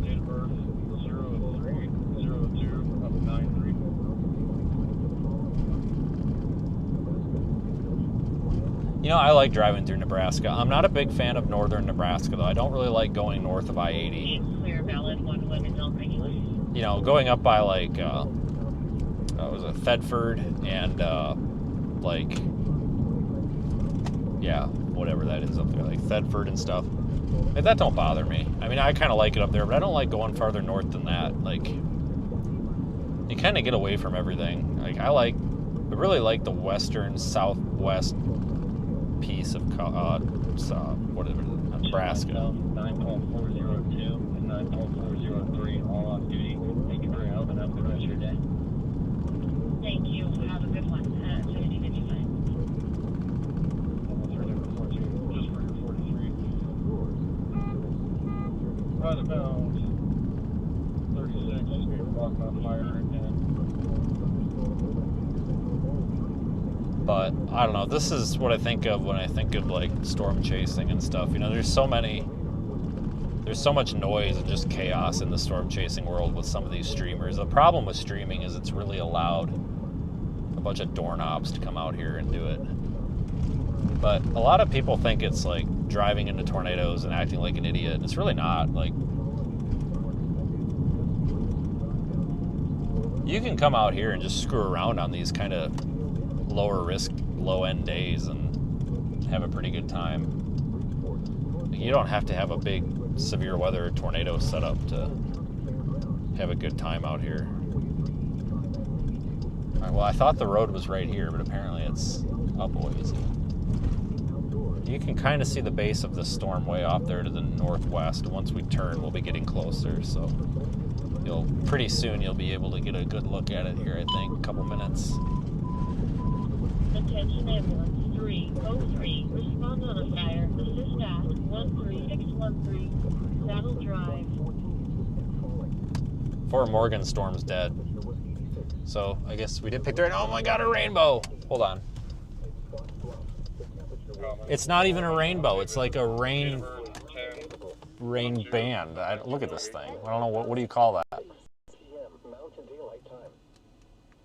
The National Weather Service in Cheyenne has issued a severe Rain stick? I don't know. Hold on. What's rain band? southeastern Goshen County in southeastern Wyoming, northeastern Laramie County in southeastern Wyoming until 6:30 p.m. Mountain Daylight Time. 1/4 of a rainbow?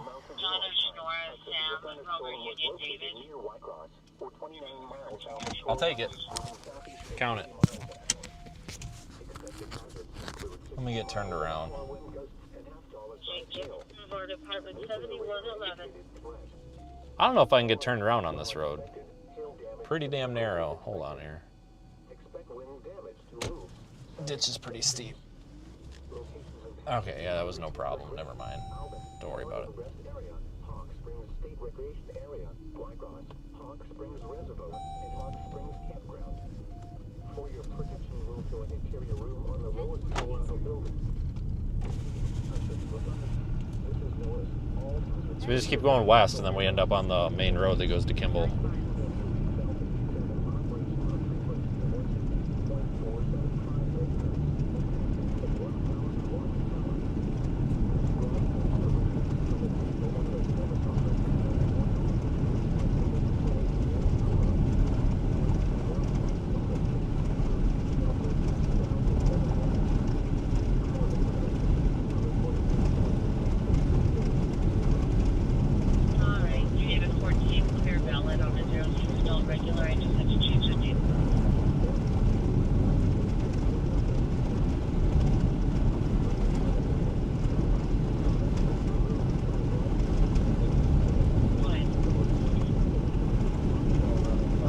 Wow, look at all the sunflowers. Holy shit.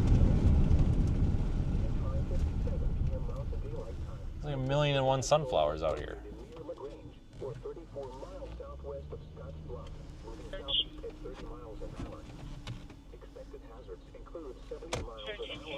at all that. This is a radar indicated threat. The following are expected. Hail damage to vehicles is expected. Expect considerable tree damage. Wind damage is also Oh, that's cool. All right, well, we saw a bunch of sunflowers too, so we can write that down. accumulating hail can cause slick roadways. Locations include Slick Ridge, Alvin,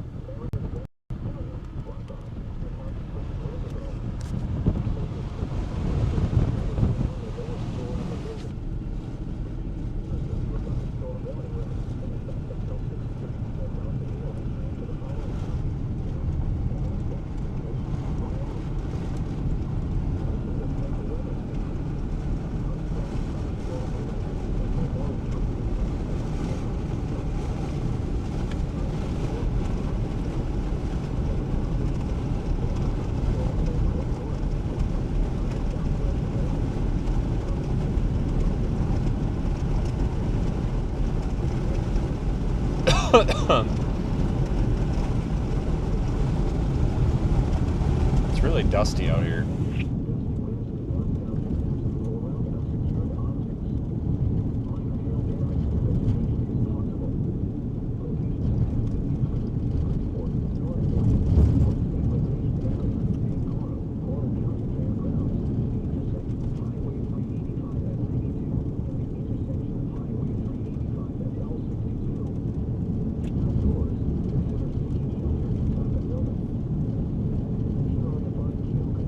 Decent sized storm up there by Bridgeport, east of Scottsbluff, moving southeast. That might be of interest too if it makes it that far southeast. It's just these storms today are not lasting very long, so I don't know how much confidence I have in that.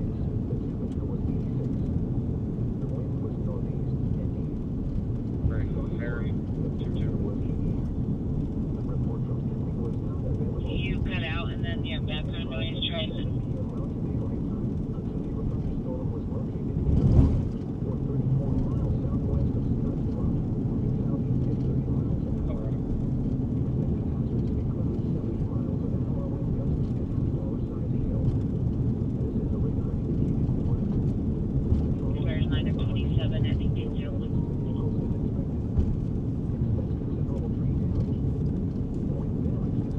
I thought that was a turtle. It's not. It was just a rock. Thought we had to stop. Looking for snakes. Last time I was in Colorado, we had snakes, but I'm not seeing any.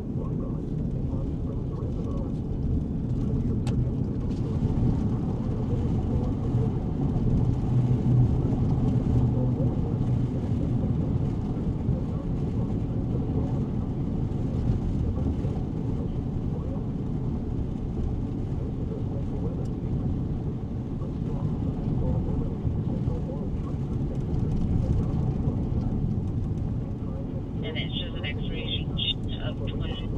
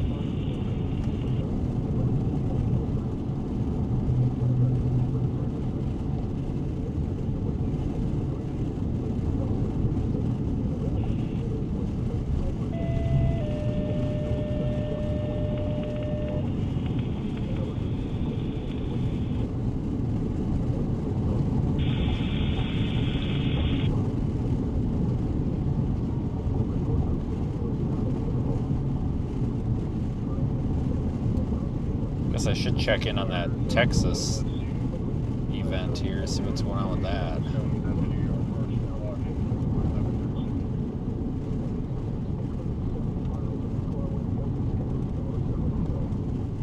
Apparently nothing too crazy. Maybe it's a good thing we didn't go down there. It's kind of like about the same thing we got up here, honestly. Not much different.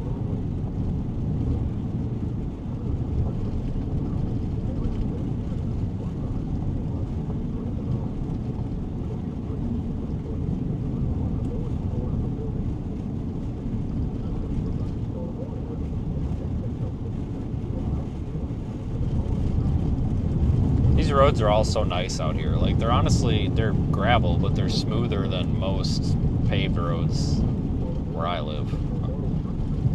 They really do a nice job of maintaining these roads.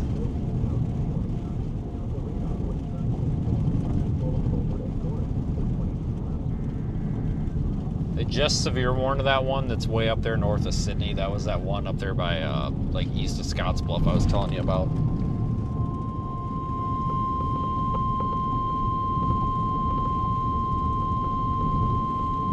The National Weather Forest Service in Cheyenne has issued a severe thunderstorm warning for south central Box Butte County in the Panhandle of Nebraska, northwestern Morrill County in the Panhandle of Nebraska until 6:45 p.m. Mountain Daylight Time.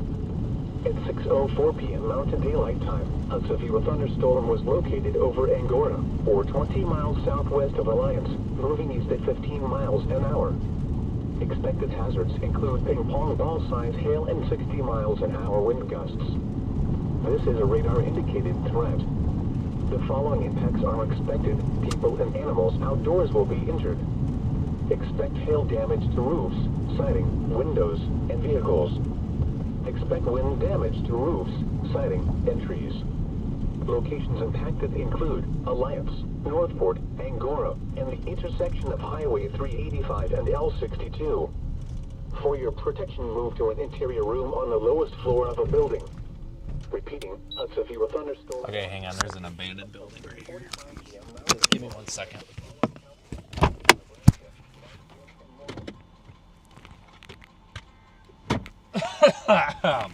Christ.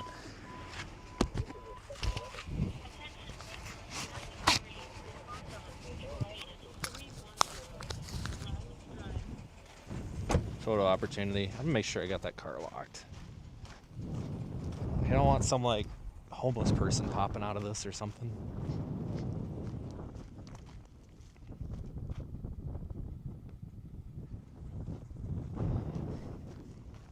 I'd show you guys, but I really like. I'm kind of tired, and I don't feel like messing with the freaking dash camera anymore.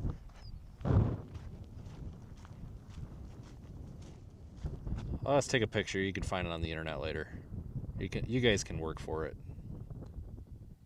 It's for the government weather manipulation. It's probably where they manipulate the weather.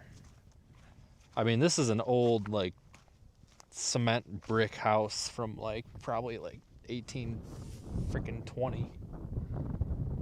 It's not that great, I promise.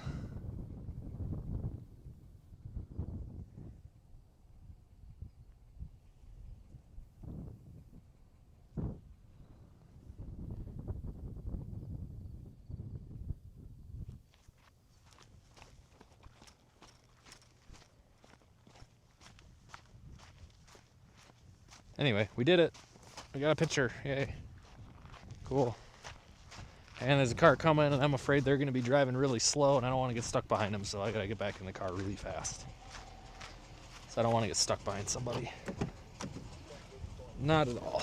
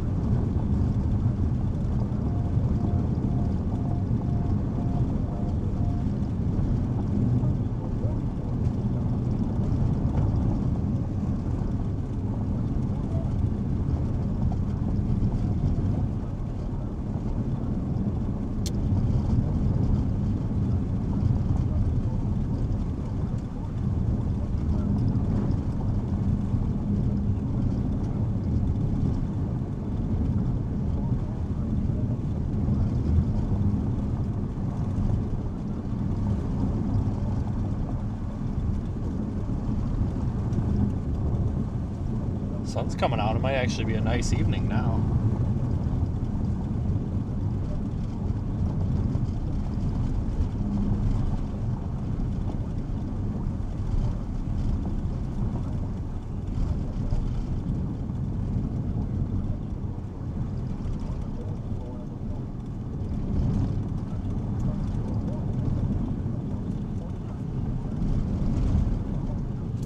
getting hot out again. It feels hot in the sun.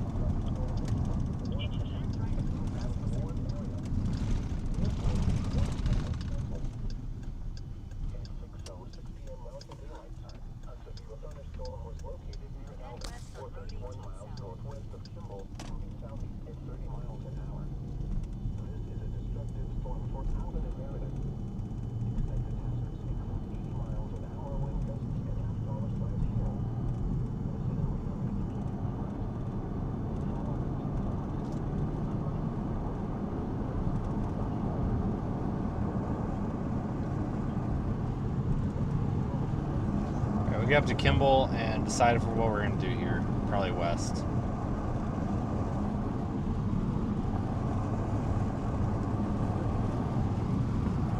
Be there pretty quick.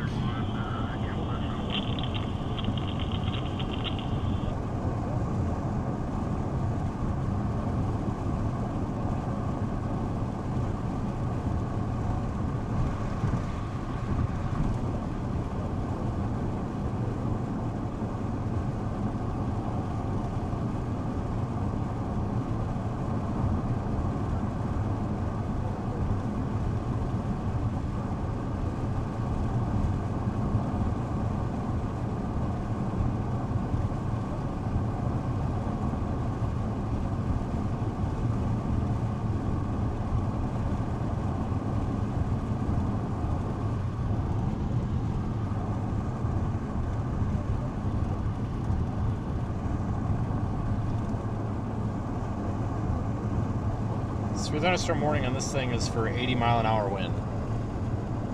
So we'll see. As long as it doesn't die out, this one might be interesting.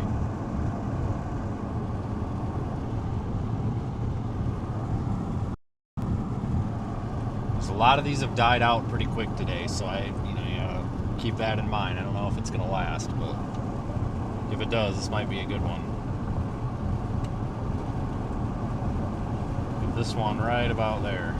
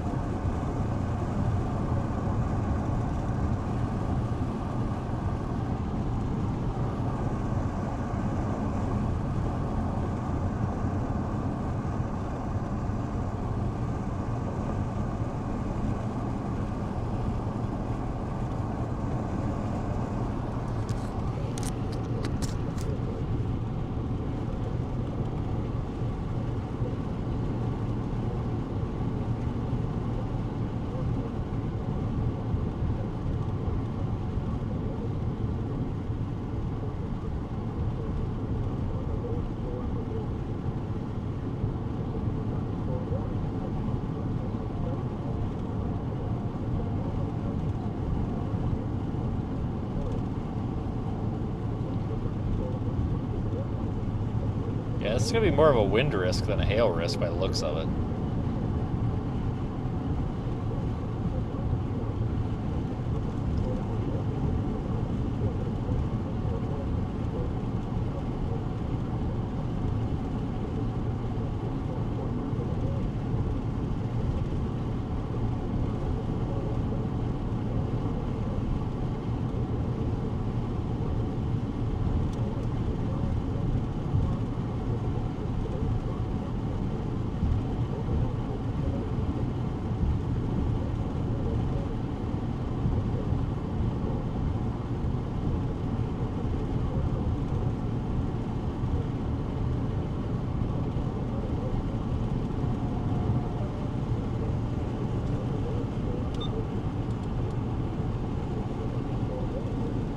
Yeah, there's a little bit of structure to that.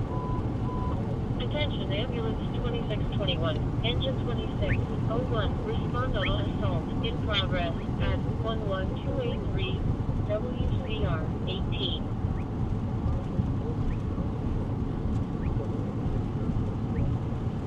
Probably go north of the interstate and then take US 30. That way we don't have to worry about getting stuck between interstate exits. Because that can be super frustrating.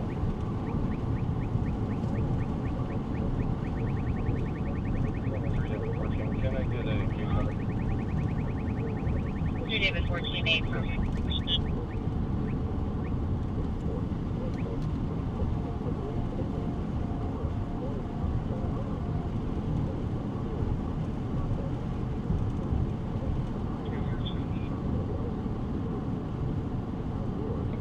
Baker 5, 1075.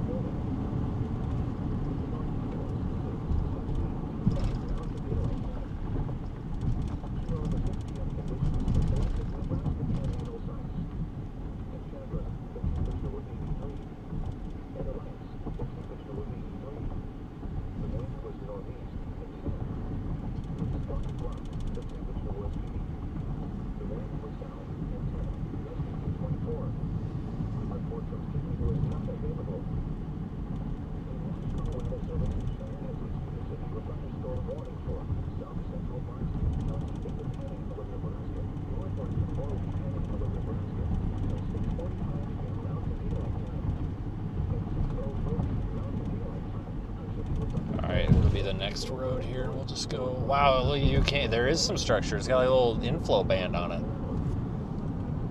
right there. All right, this might be a good one.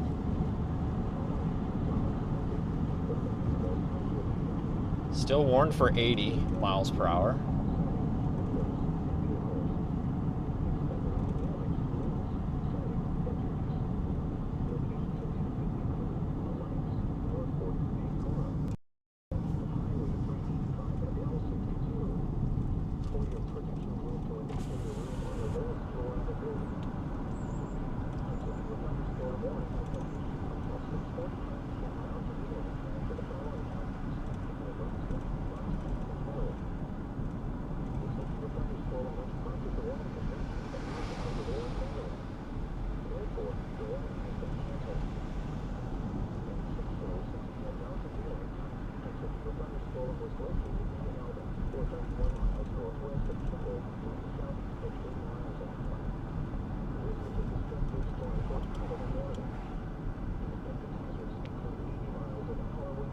Okay, we'll take a left.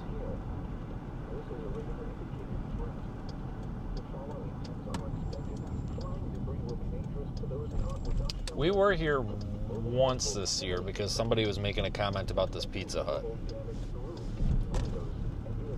I think we've only been up here once.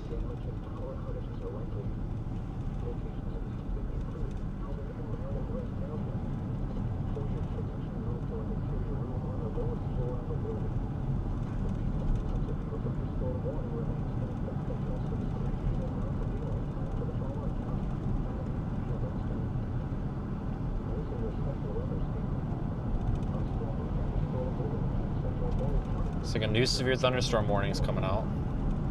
Just continuing it downstream.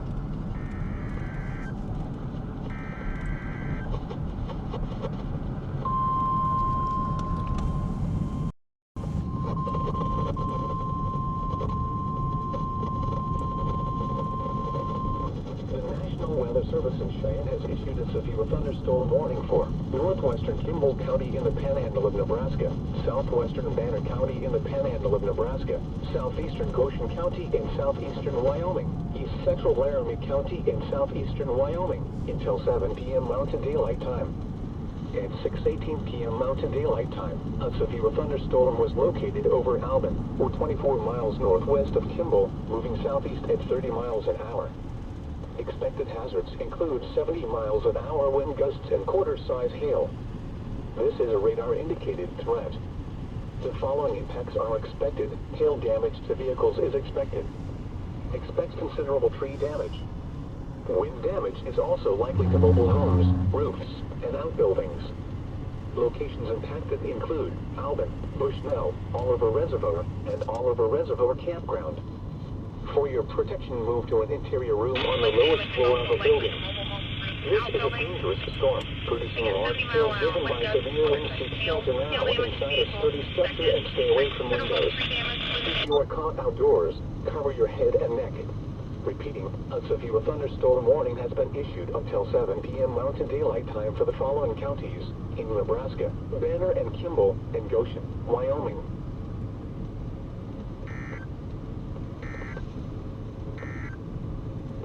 This is a special weather statement.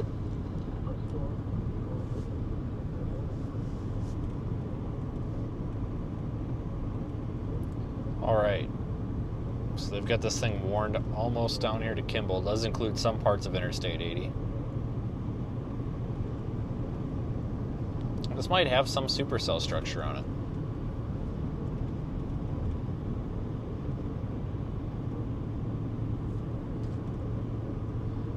We'll be getting a better view here in a few minutes. This thing's moving toward us, and we're kind of moving into a better position here. We can go north out of Bushnell here if we want to.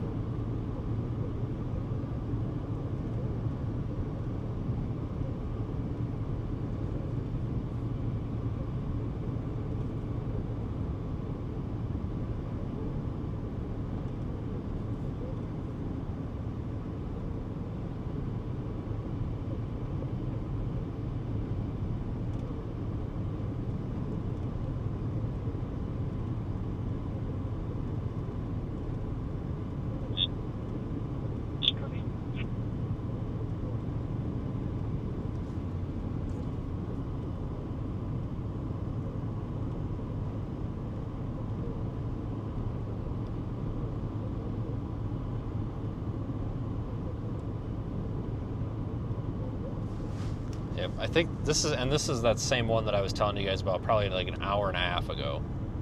Maybe even more like 2 hours ago, I don't know. But probably like an hour and a half ago where I said it might be that one coming out of Wyoming, and this is that one. This is the one that I kind of had my eye on, so it's probably a good decision that we got rid of, or we dumped the other two. I think this is definitely the better one.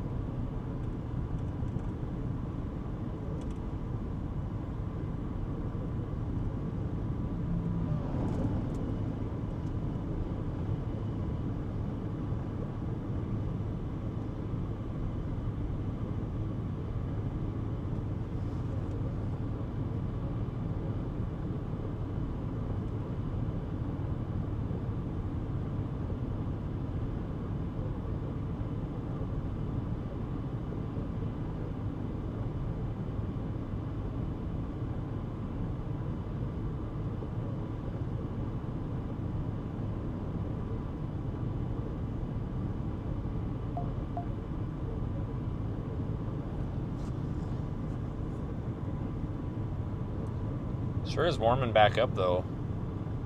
The sun is hot.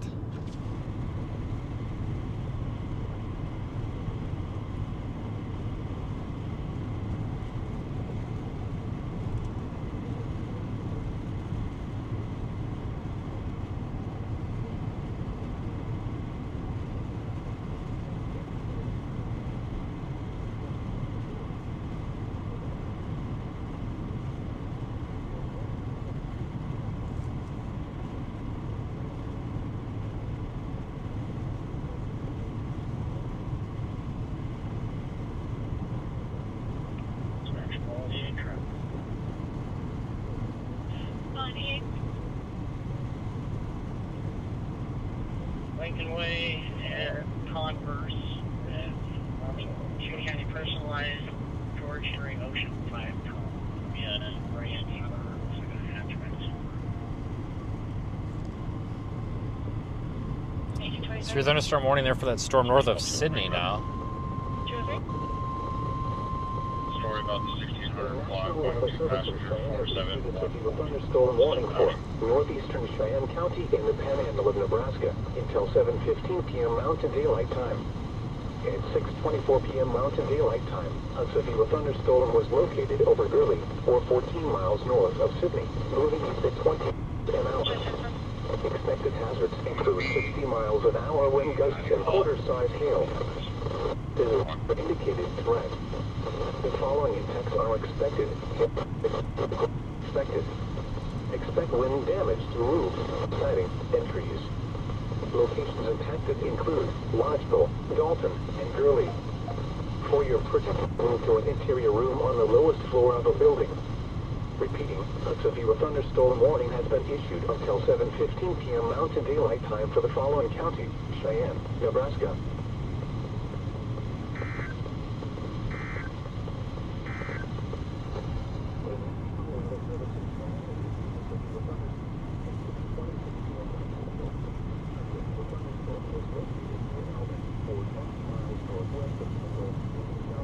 This thing is falling apart a little bit based on radar, which I mean, I think we kind of expected.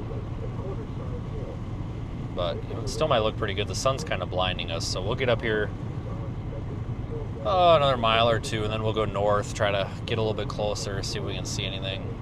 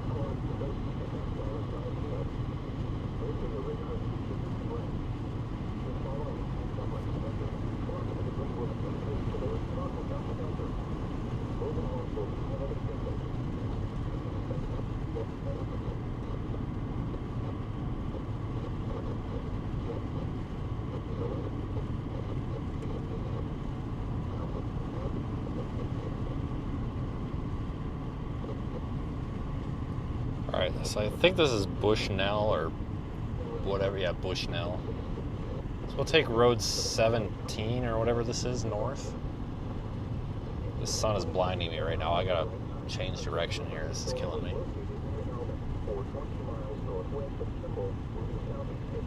Used to be an oil well to the north. I'll just meet you there.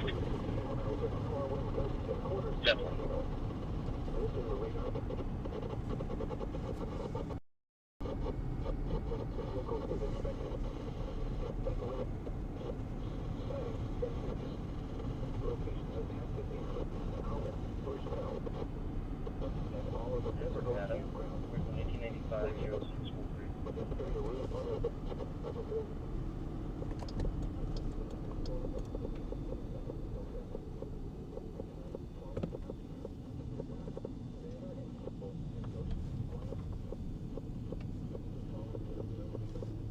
It's like another killer railroad crossing here. These, oh my god, this one's not as bad as that other one was. Man, you know it's a small town when the roads in town are gravel.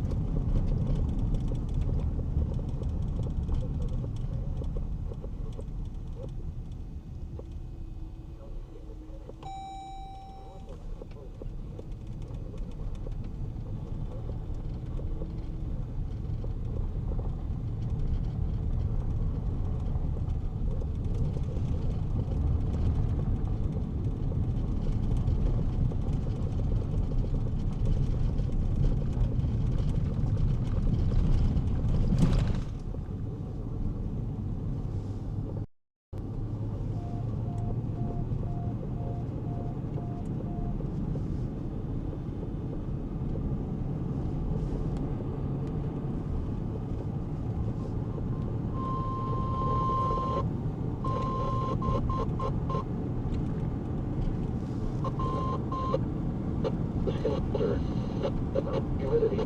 Severe thunderstorm was located 12 miles east of Angora, or 17 miles south of Reliance, moving east at 20 miles an hour. Expected hazards include 60 miles an hour wind gusts and half-dollar-size hail.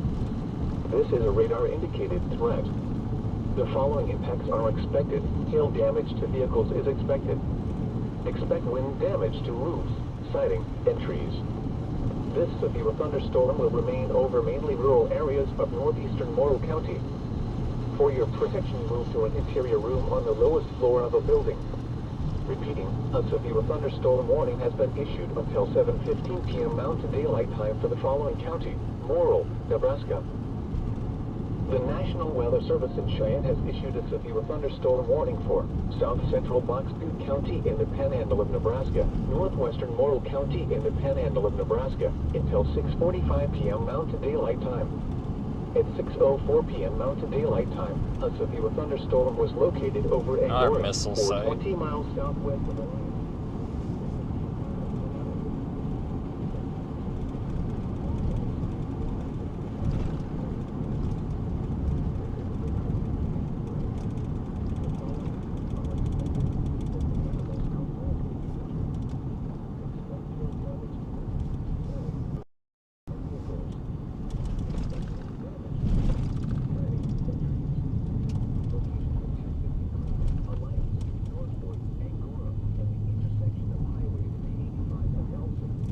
It's got a little bit of a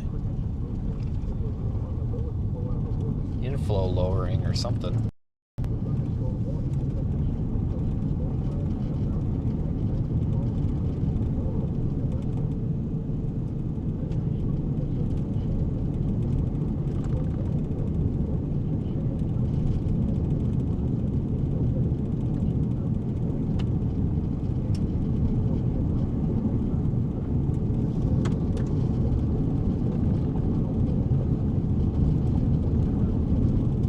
Alright, this ain't too bad looking.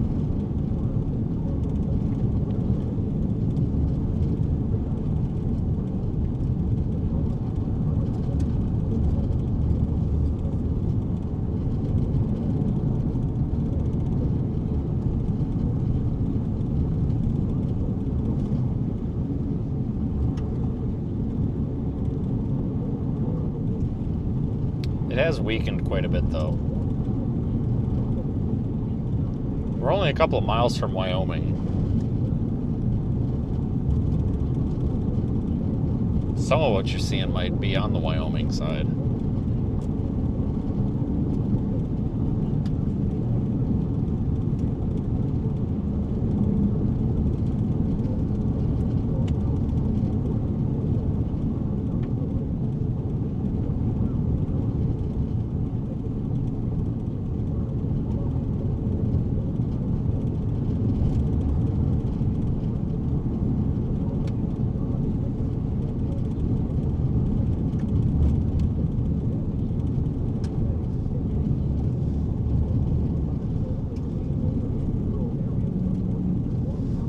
think I'm gonna stop and get a picture.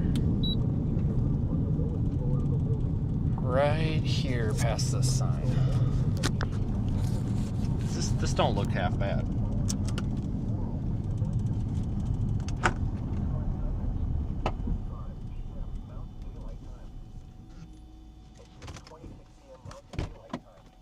This don't look half bad, actually.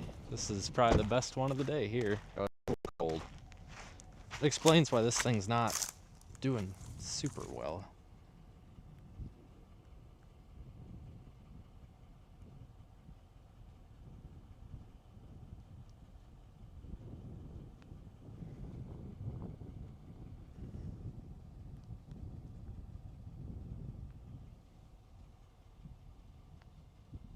Oh, I might have got that lightning. Oh my god! I got the lightning, but it's got rolling shutter, so it looks like shit. But at least I got it, right? Count that.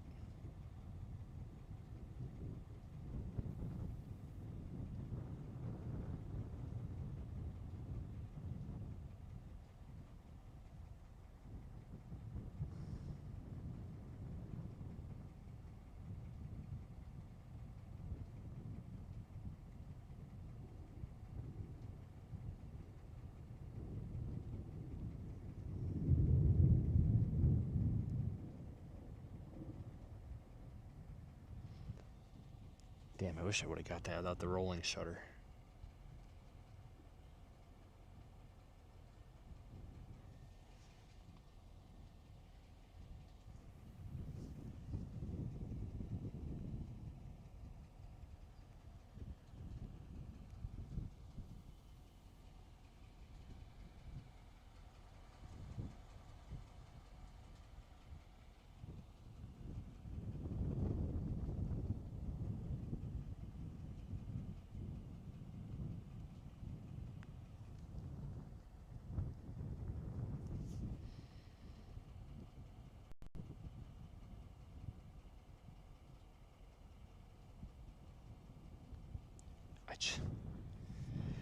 I just missed that lightning too. God damn it.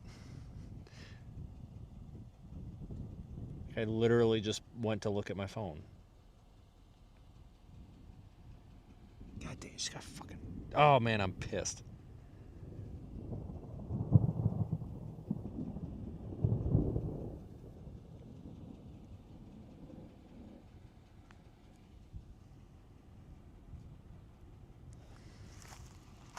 I actually... Hold on, let me make sure you guys are seeing this. Yeah, you're seeing this. Let me grab...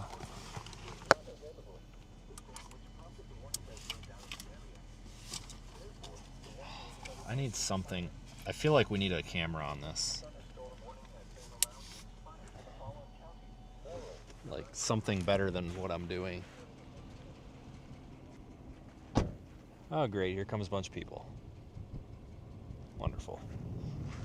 Go figure, right?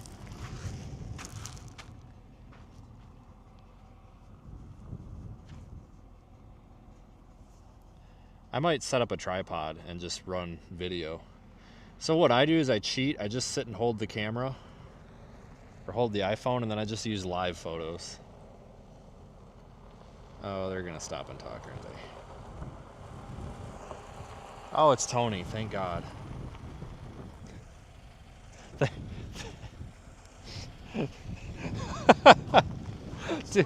Dude, I was telling the stream, I was like, yeah, it's so peaceful out here. And it's like, oh, fuck, here comes a car. And I was like, they're going to fucking stop and talk. And then I turned around, I'm like, oh, it's Tony. That's like, Jesus Christ. Yeah, well. That's why, like, I purposefully wasn't turning around. I was trying to look busy. It's all right. Like I said, it's a hell of a lot better day today than yesterday. Yeah, I've been all over. Shit, I was down in, like, damn near Colorado and shit. And then I saw this. I'm like, oh, I'll come back up. Well, I started to see that, and I was like, Yeah, I know. I looked a little better a minute ago, but... well, I should. I've killed every storm. You fucking serious? Did you see that? You should see the lightning.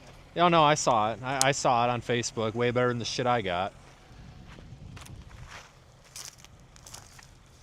God, now I'm pissed. Stupid fucking lightning. Eat my ass.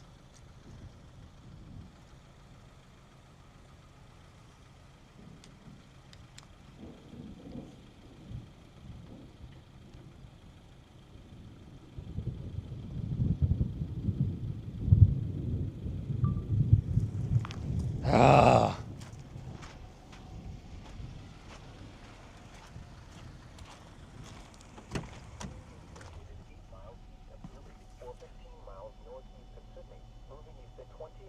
I gotta see if the stream caught that. I started to see Yeah, I've been all over. Shit, I was down in like damn near Colorado and shit, and I saw this, like, I'll come back up. I started to see Yeah, I know. I looked a little better a minute ago, but you fucking serious? No, I missed it. Camera missed it. Damn. Damn. I was hoping the stream got it.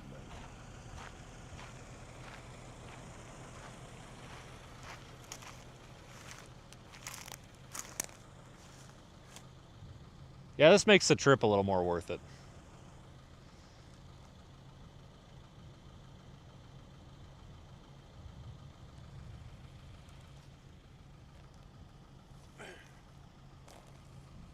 Yeah, I missed out on the hail. And, Have you been up here the whole time?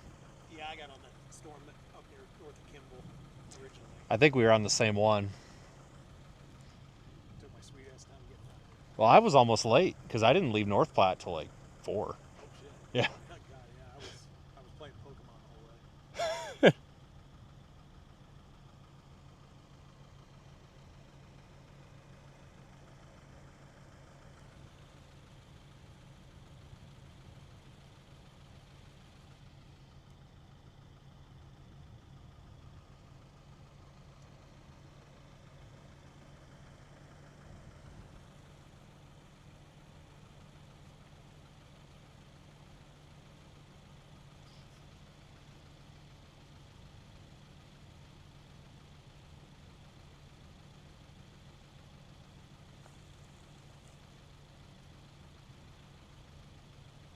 What you do in North Platteville for? Sat in the Menards parking lot under a tree. Well, I was really hoping it was going to be like Imperial or McCook or something. Yeah, I convinced myself pretty early it was going to be west. So. Yeah. Then I almost went down to like Fort Morgan. I'm glad I didn't do that. Because that storm, it died.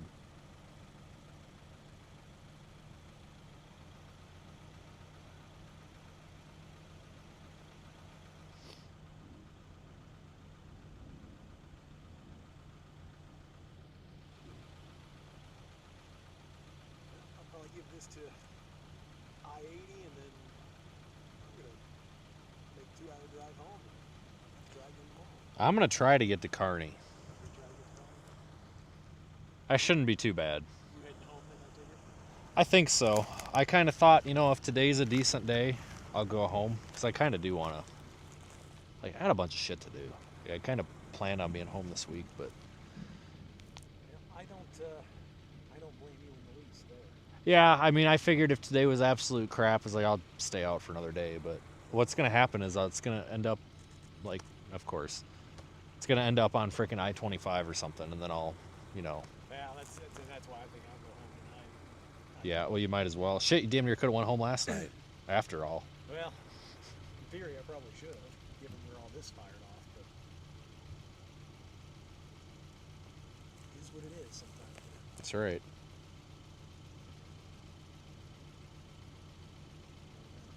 Sitting on my couch with a cat in my lap beats the hell out of sitting in the car until 4 o'clock. So. I was pretty close to saying the hell with it because I was like, this ain't doing anything, and then I just happened to look at radar. I'm like, oh, there's stuff by shot. I'm like, well, that's it. Like it's always that crap. Anytime there's anything over by the radar site, I'm like, oh, that's it. Which, whatever. I mean, I ain't gonna complain because in a few months I'll be complaining there's not enough of this. But Yeah, that's all right. I think Dolly Parton dying. I saw that. The fucking tropical system being Dolly. I'm like, well, that's probably gonna just somehow manage to destroy Tennessee. Yep, everybody. That's all it is on social media right now is Dolly, Dolly, Dolly. I'm like,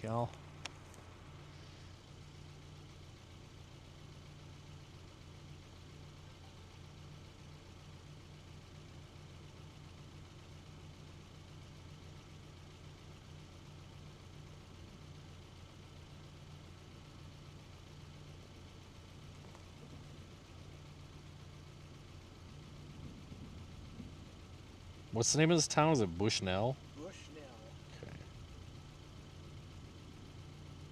Okay. We kind of had that one that went down into Colorado was a little bit pretty for a minute, but I'm glad I dumped it for this because I probably should have come after this a little sooner. I drove about 15 miles east, kind of stay with the stuff that was north of 80, because I knew the minute I turned around, this thing was going to start to shrivel up. So. yeah, because I saw the 80 mile an hour and I'm like, oh, that's the one, and then it downgraded 60. But I need some lightning. I already got my TV shit for the day, so I'm happy. Yeah, I mean, this is more than I expected. I missed like the best bolt of lightning right before you pulled up. I was pissed. Now the one I got north of Kimball was hard to pump, stroke and luck. Yeah, every time I open up to post something, I've seen a different one from today from you. I'm like, God damn it. If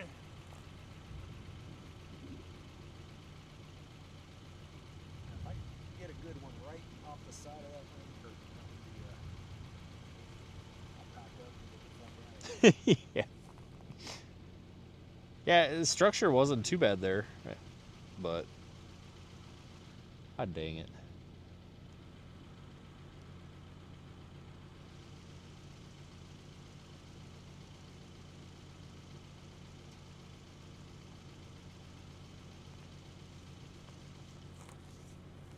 I haven't seen anybody else out today.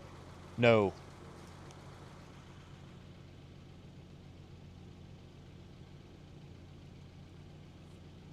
No, which I'm kind of surprised, honestly. 'Cause usually it seems like this Northeast Colorado stuff drags somebody out. You did, me. Well, usually besides us, but out of storage space. That's great. Cool. I'll go fuck myself. Well, there's a lightning bolt on that video somewhere. Yeah, I did Find it. I did a video camera time lapse there on Kimball. I'll have to. It's part of the reason I want to go home too, because then I can edit on my PC at home and actually, I created an algorithm for Premiere that I can run in, and it's similar to kind of how the lightning detections work. So it'll actually pinpoint where in the Smart. like if I have a 40-minute video, it'll be like lightning. Yeah. It'd make it a hell of a lot easier. I've had good luck with those little DJI cameras. I got the vlogger one that I used a couple of times earlier, and I just Well, that's for me too. Like, half the time I don't have time to get the damn thing out. You know, it's one of those.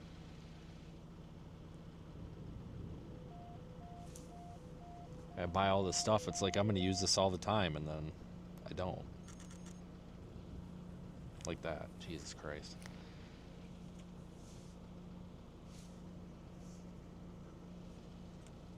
too fast. Move my tripod.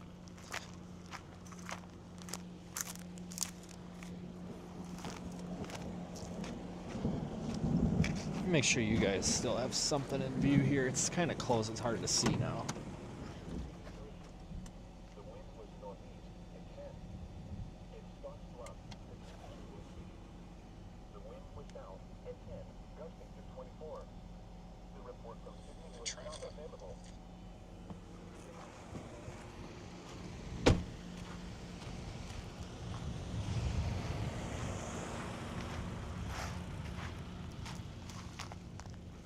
We always seem to meet in front of herded cows too.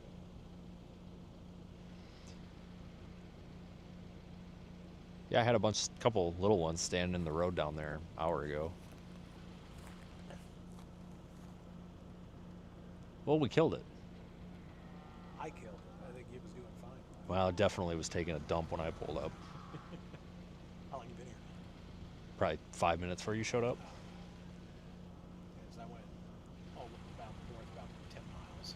And then came back down here. Yeah, I came up from Kimball, but I don't know. That one I ran into Colorado was, I mean, it's kind of pretty, but I was like, yeah, this is going to be the one. And I said this like 2 hours ago. I was like, that one coming out of Wyoming is going to be it, but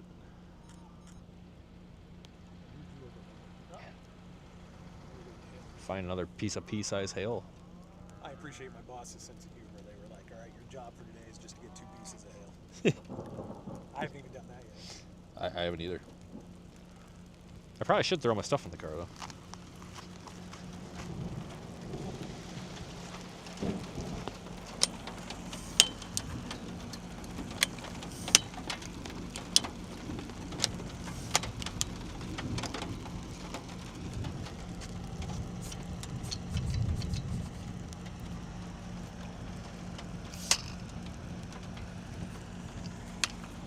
I'll probably move out of here.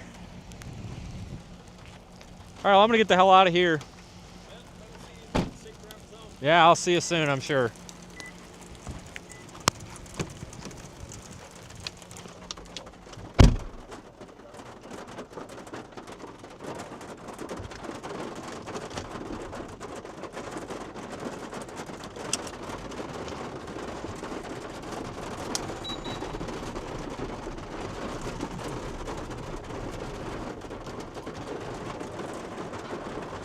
All right, what's left of the hail core is moving over.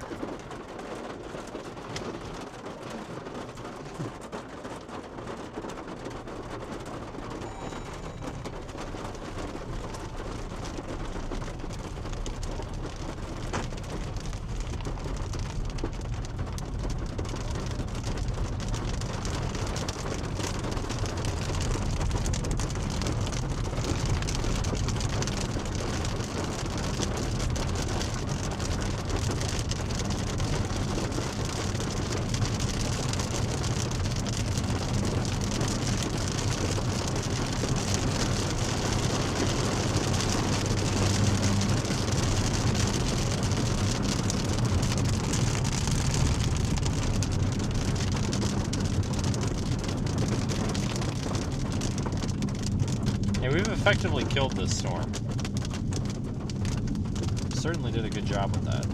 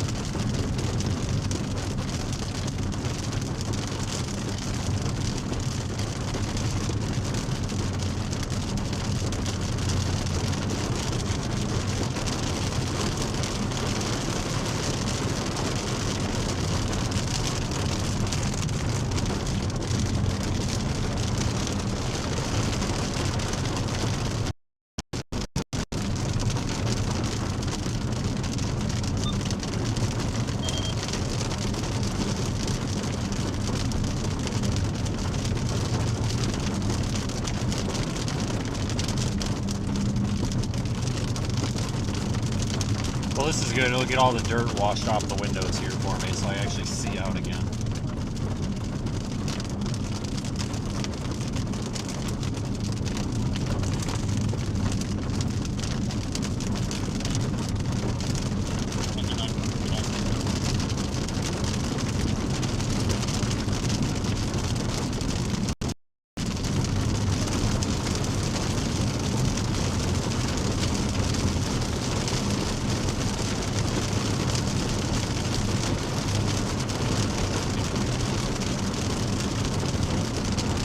It's really raining.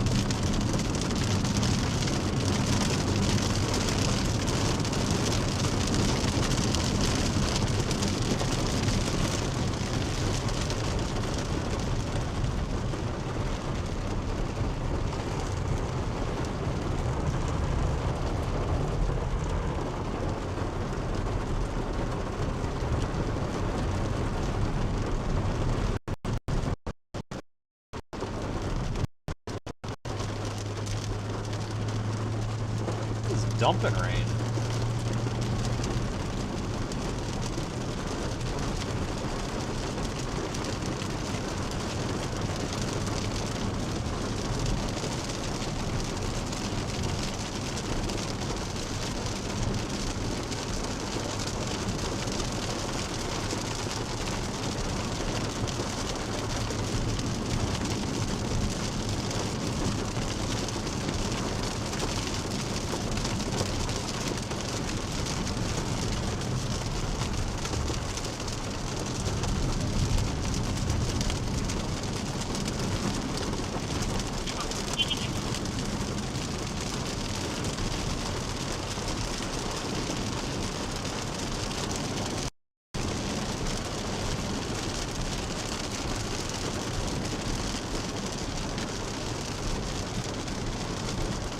they dropped the severe thunderstorm warning on it. Even the weather service said the hell with it.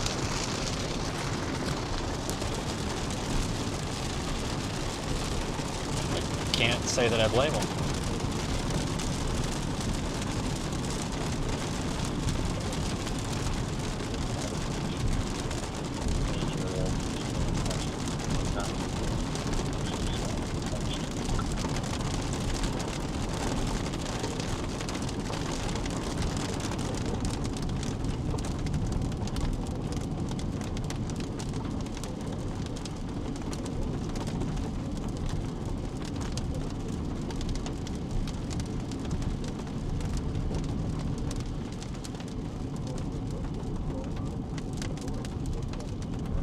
Might get a nice sunset out of this, I'm not sure. Like their Bushnell here. That's what you're going to have to do, traffic.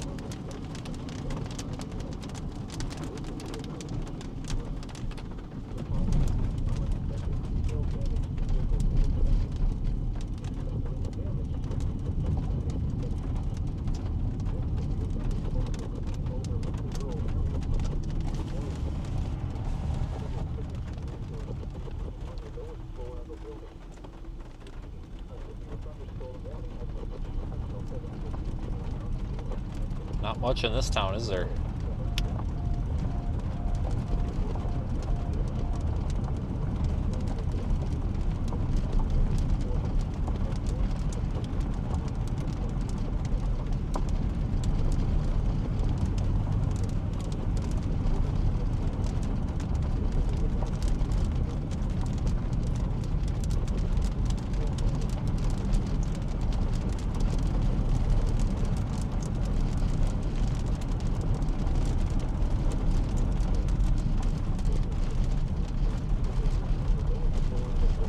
Out for these killer railroad tracks.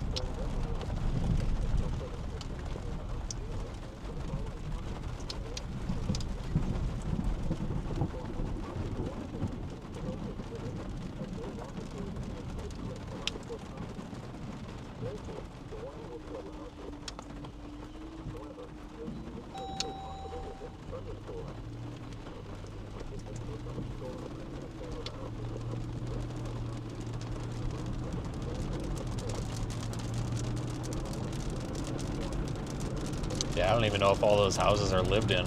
Quite a few of them look abandoned.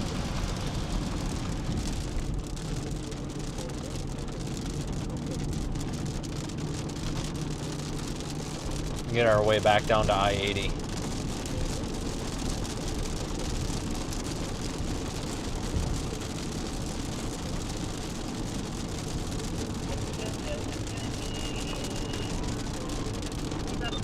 Dodge van, color is maroon. Registration and date is going to be 08/31 of 2026. Owned by Lloyd Stewart Jr. out of Cheyenne. You see a Lloyd?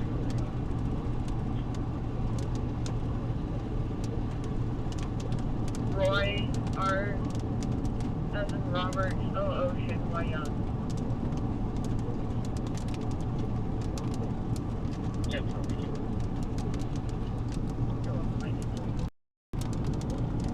Okay, that's sort of pretty. Now they're out of the rain. I'll be honest with you, if you guys are saying there's 115 people in that town, it's gotta, I don't know. I mean, it don't look like it. I mean, it don't look like there's much. I mean, maybe there is, but man, that didn't look like there was much to that at all.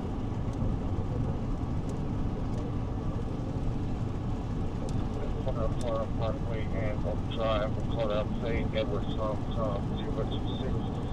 Yeah, so trying to.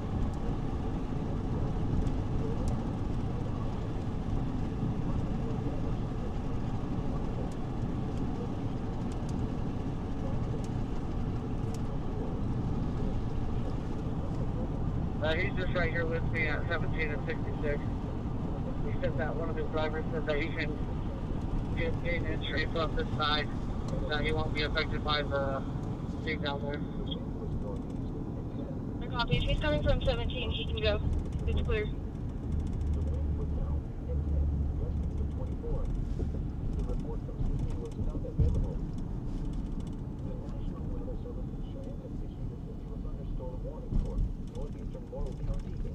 We're 50 miles west of Sydney. Holy shit. The fairgrounds and steeplechase with Colorado. Edward Charles Union Victor 36. Hi, Kellen.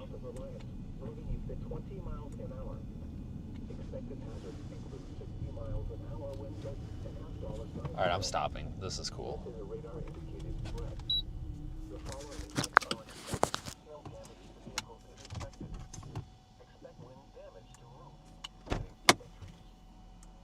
Parties are feeling dizzy. Just a second. Copy from it.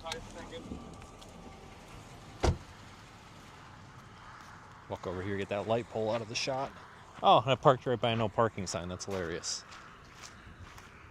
I don't care. I pay my taxes, just not to this state.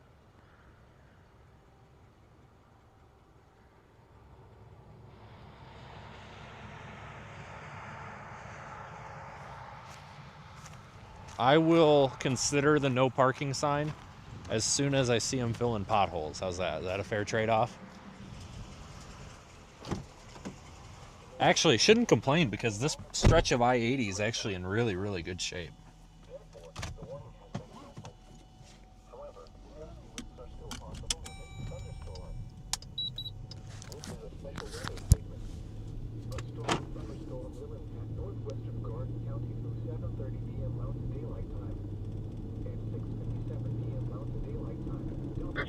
You just ran. Can you print and hold that and put it in my box, please? Copy that.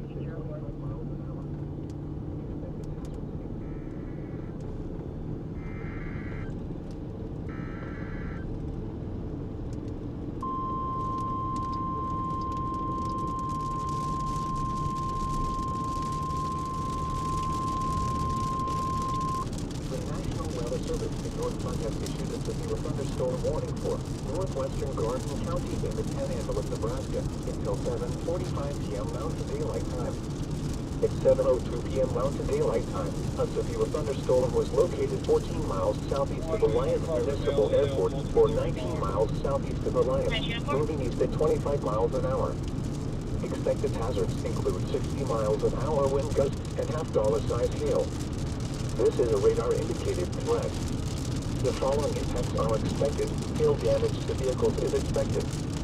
Expect wind damage to roofs, siding, and trees.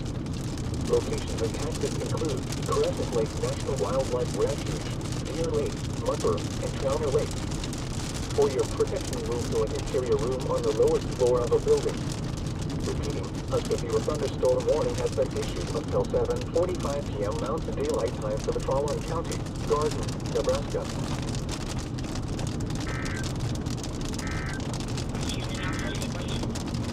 This is a special weather statement.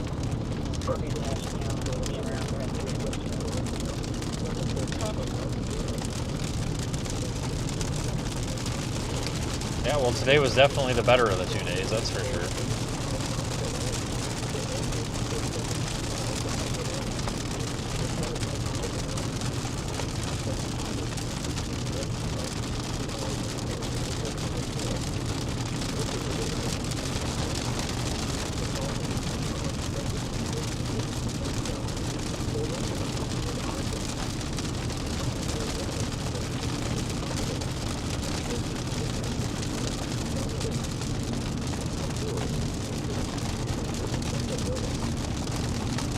I'm glad we got up to this storm before it died out.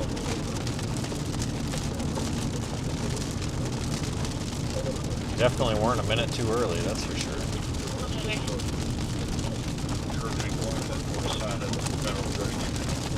Next truck, X-ray rank, and it's 5-6.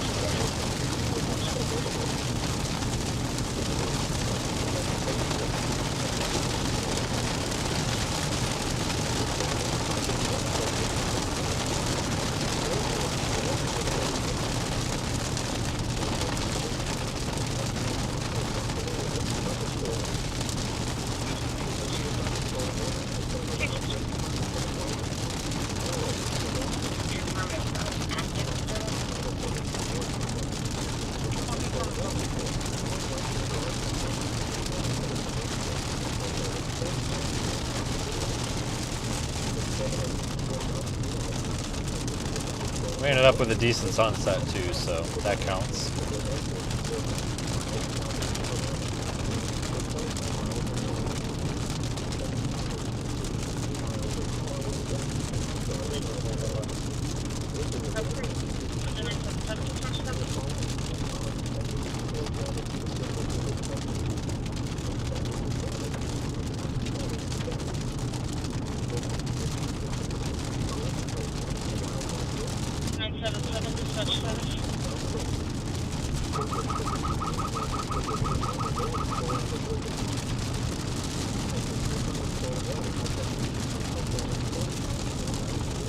We definitely got way farther west than I intended to today. That's alright.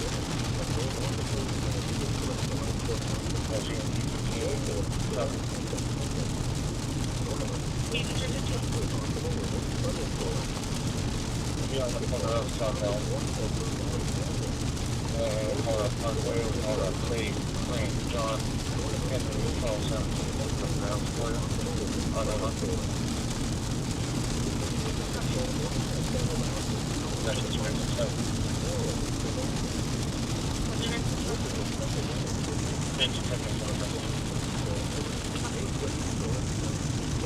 Farther east you go, the cheaper the gas gets, because in North Platte it's like $3.69, but out here in like Sydney it's still $4.19.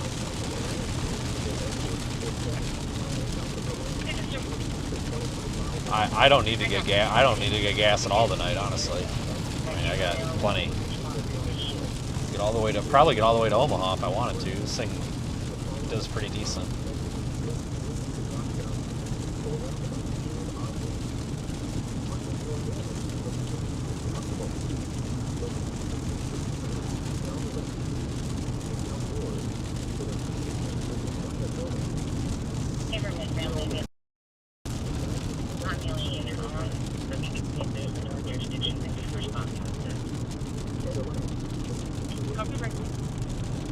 Any available north unit to backflow Sally, 61 of the service 924 west of Union Avenue.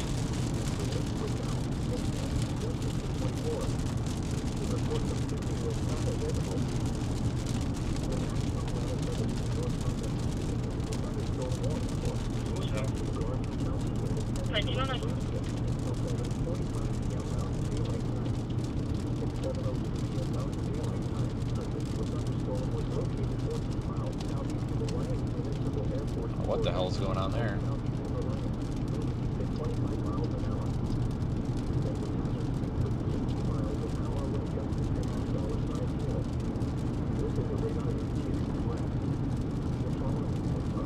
The storm ahead of us looks pretty with the backlit sunset. Came in from Loveland. RP was calling reference her son was acting irate, taking the dashboard in the vehicle. The vehicle went to an address 240 Holder Avenue. The request is to a water checker.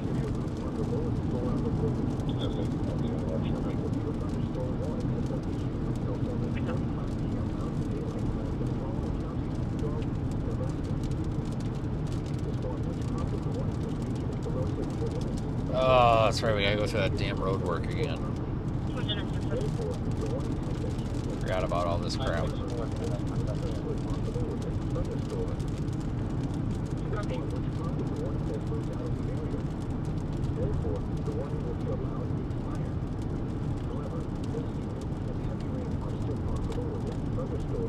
Building number B, apartment 101.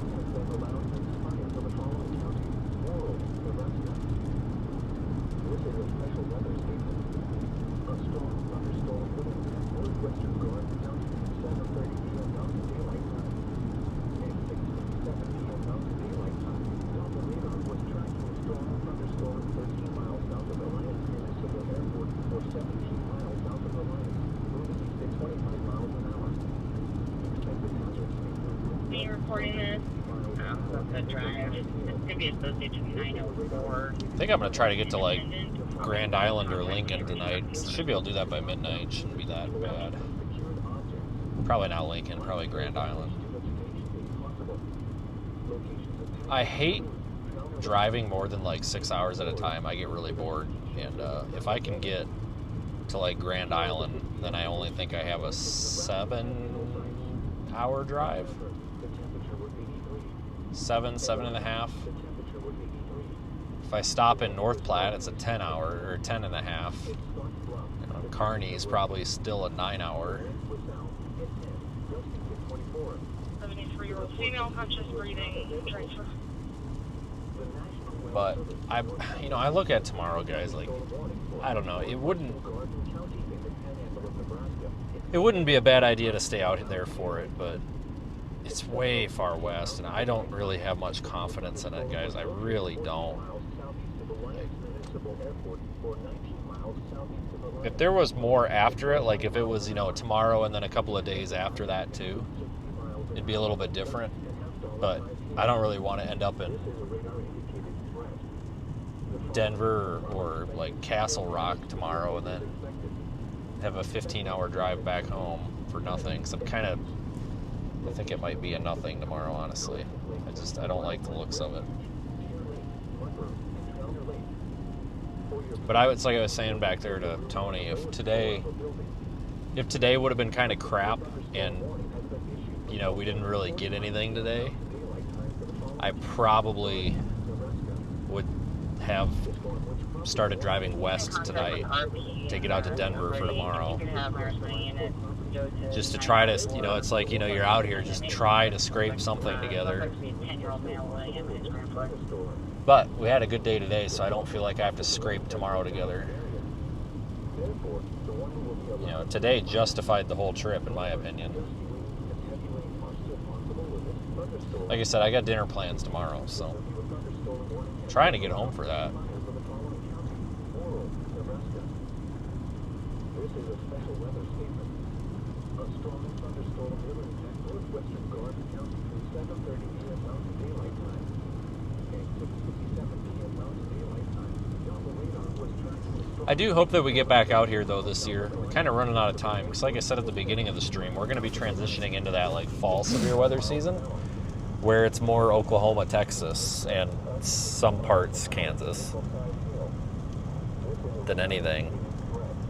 Usually we get a couple of weeks of that before it flips back to being the deep south again. And you know what? I like chasing and being in Mississippi, Louisiana, Alabama, Georgia, and stuff, but man, it's you don't see stuff like this.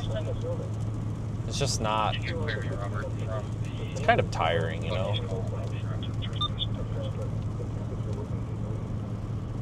But it's better than sitting and doing nothing. I'm very thankful for that. So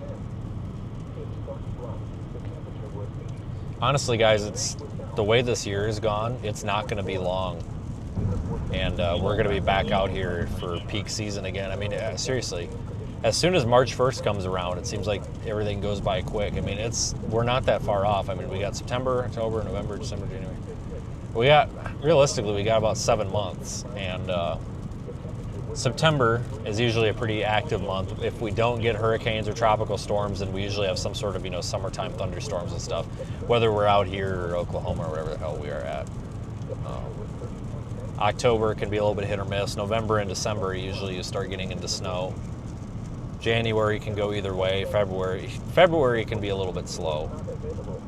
But then you're back into March. I mean, this year seemed to go by so fast that we're really not that far away from peak season again, I don't think. Halfway there already, really.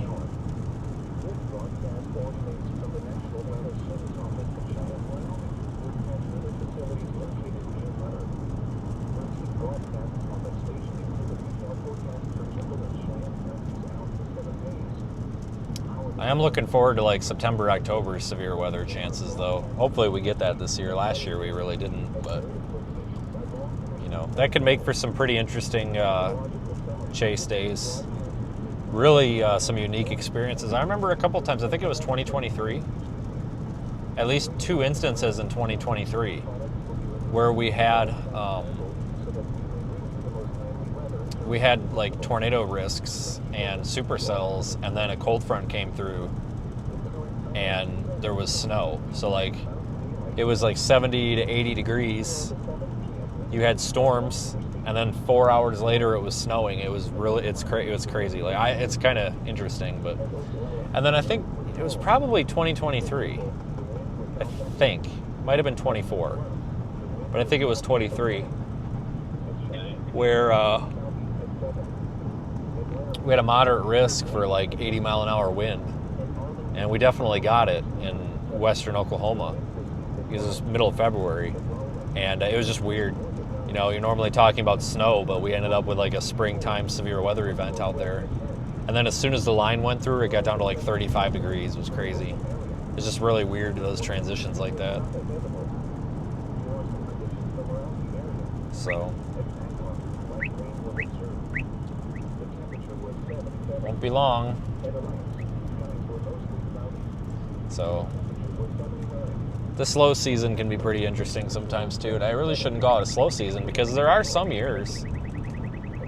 Like, there are some years where you end up doing more chasing and stuff in the winter, almost.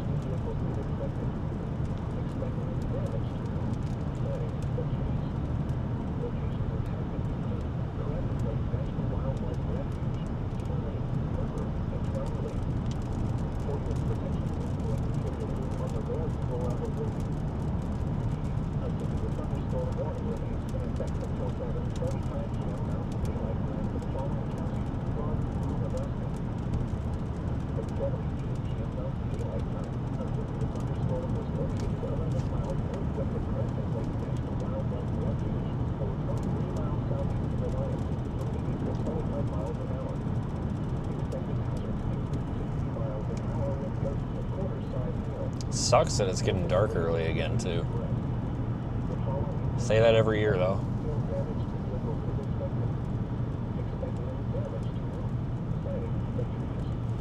One thing about doing this that sucks about it getting dark early, and I shouldn't say it's the getting dark early, it's the fact that you have fewer hours of daylight in the fall and winter and early spring, is the driving. Like when you have to drive all day, it makes it tough because if you start driving at 8 a.m., I mean, and it's dark by 4:30 p.m., I mean, you had 8 hours of driving, and if you're doing a 12, 13-hour drive, I mean, there's just, especially if you start later in the day, and if you've got a long drive, more than half of your drive ends up being at night, in the dark, and that kind of sucks. I don't really like that.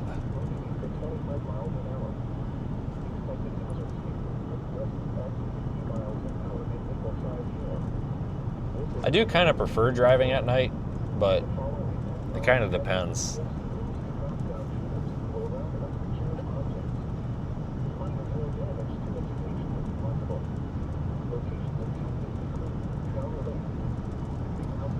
Just not looking forward. The thing I don't look forward to about going down into the south and the deep south for severe weather, because it's going to be the season we're in soon,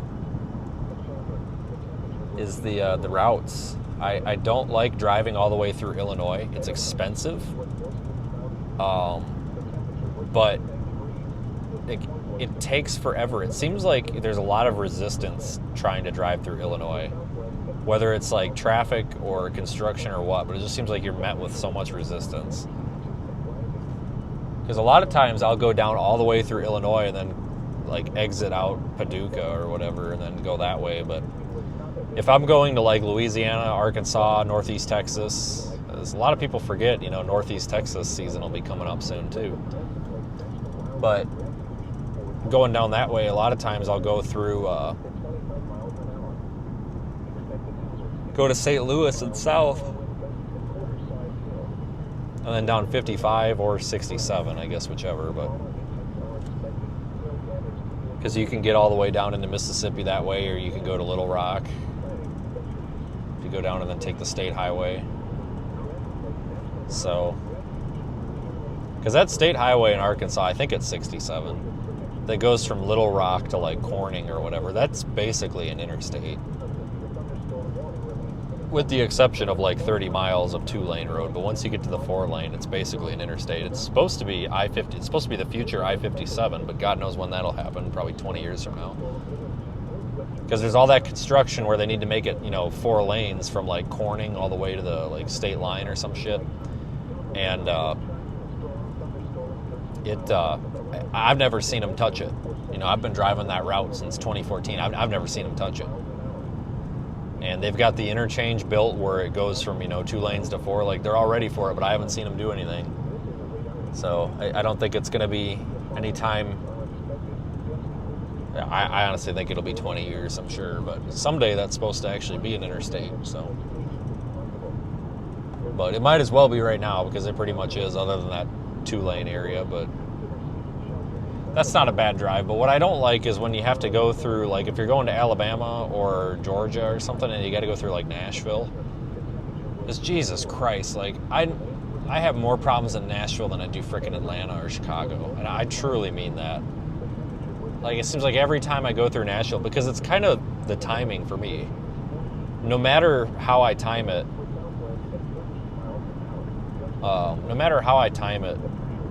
I'm going through there either in the morning rush hour or the afternoon rush hour. There's really no way around it. And it really sucks. Then don't get me started on Chattanooga.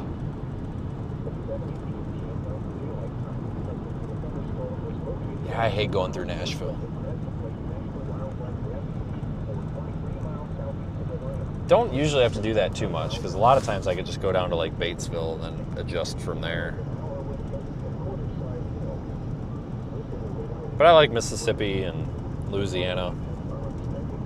So there's actually a lot of decent areas down there that you can chase that are relatively flat with visibility. It's just nothing like out here. I wish we could do this all the time instead.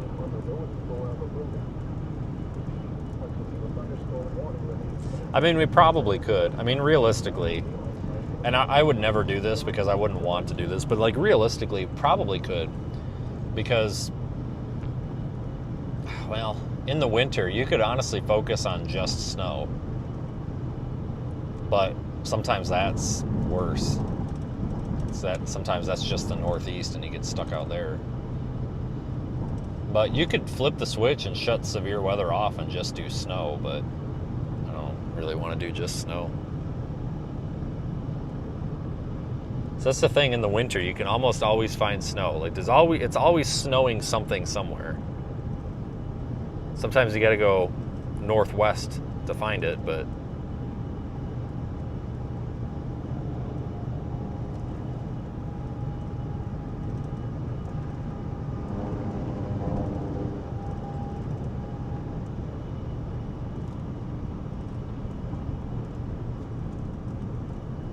last year, I think it was in November. I want to say it was early November.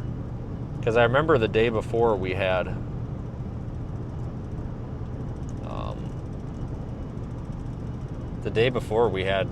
like, a bust in Tennessee. Like, there was supposed to be storms, and it just really didn't happen. Tried, though. But there was a... kind of a surprise snowstorm that happened up in South Bend, Indiana. That was probably my favorite snowstorm all year last year.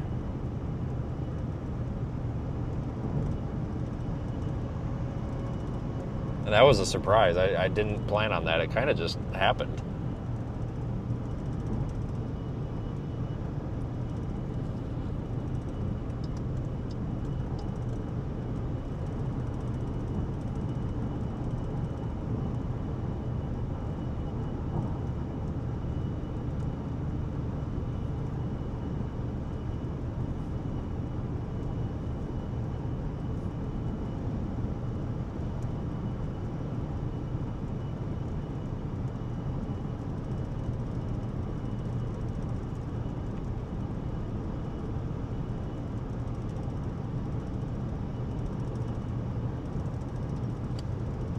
think this is Dick's, isn't it?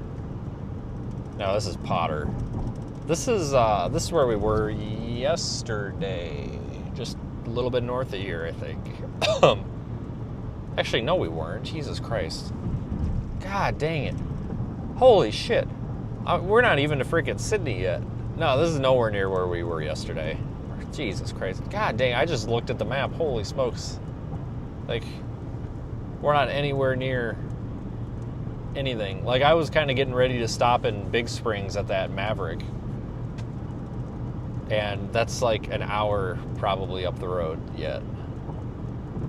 Because I like that Maverick. It's a good one. It's one of the best ones. Yeah, that's right. When I went through Gary. And, yeah, that was a dump. And then I posted on Facebook what a dump it was. And all these people were like, it's actually not that bad. And I'm like, oh no, it actually is that bad. Because I was there. And it's bad. Yeah, I remember Gary. Forgot all about that.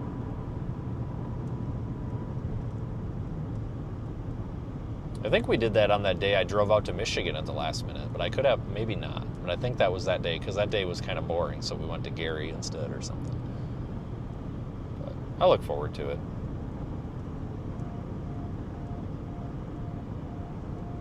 I look forward to snow.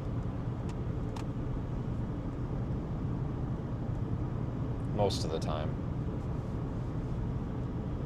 Sometimes it gets old, though. Like, it gets old when it happens at home. Because it makes a freaking mess. Then it warms up and everything turns into mud. When it's somebody else's problem, it's fun, but...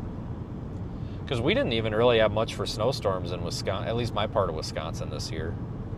We had that, I think it was, I want to say it was March 19th? 17th? 19th? I don't know. I just know it was the day before I got this car, I think. Or the day or two before I got this car. There was a blizzard warning, and I have no idea why there was a blizzard warning. It was definitely not a freaking blizzard. But up there between Madison and Green Bay, and they drove up and down 151 a few times, and I mean, that was kind of something. We had another one that ended up being a little bit disappointing, but it was still, I think we got like 10 inches.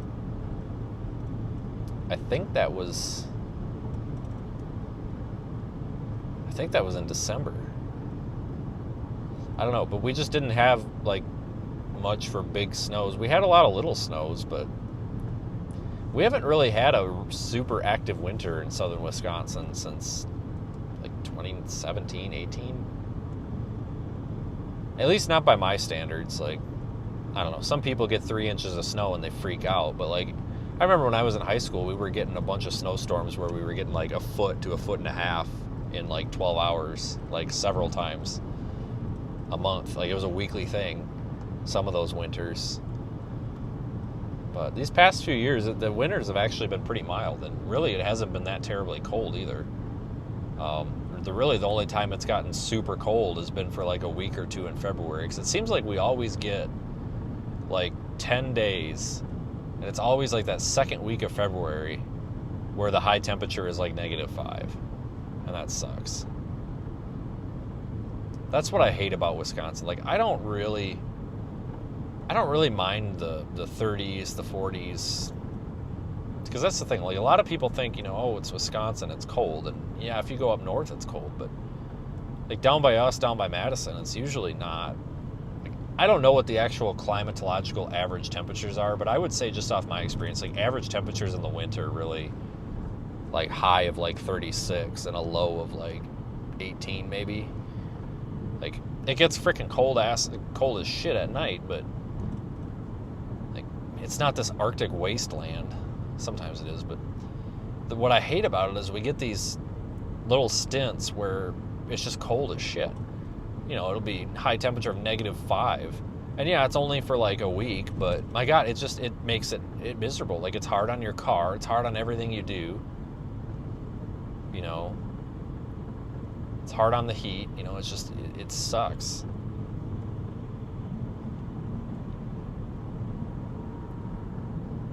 The rest of it's not that terrible, because I actually, like, I don't like cold weather, but like in the fall when it's like 45 and 50, like I can tolerate that. That's not that big of a deal to me. It's just these freaking cold snaps we get. That's what sucks. That's why, like, people that live farther south, like along, you know, like out here, like along I-80 and stuff, you know, where they still get winter, but it doesn't, not so much of those like nasty cold snaps. I mean, you still get them, but not as bad as we do. Got a little bit easier, I think.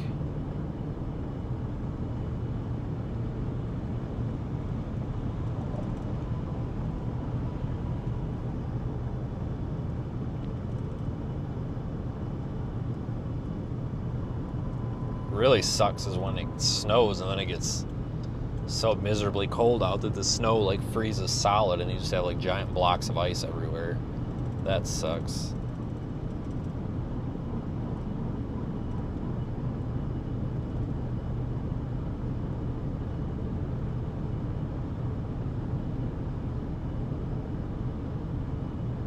I shouldn't complain though, because like my line of work here very obviously takes me away from it. Like, you know,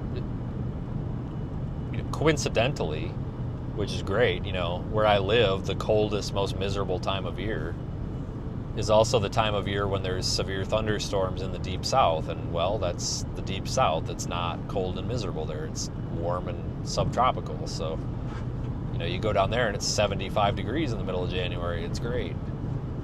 So, like, I get to escape it, but, like, people that live up there and work normal jobs and never go anywhere, like, that's got to be, like, depressing as hell.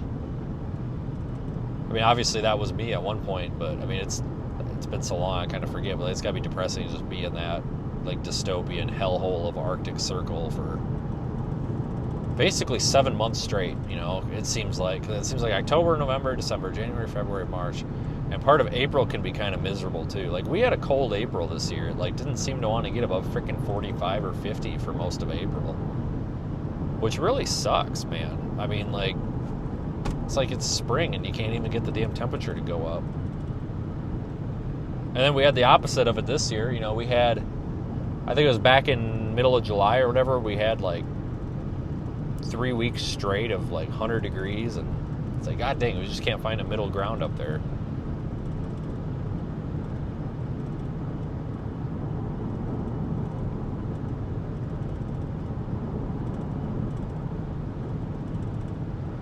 Walmart before you on 26 westbound. Go ahead. 1074 Walmart 29 Highway 26 eastbound. It's going to be a black Nissan SUV. RP advised, slow rate of speed, swerving. Also advised, female head is leaning over the steering wheel. Headed for Lopes at 74. 23.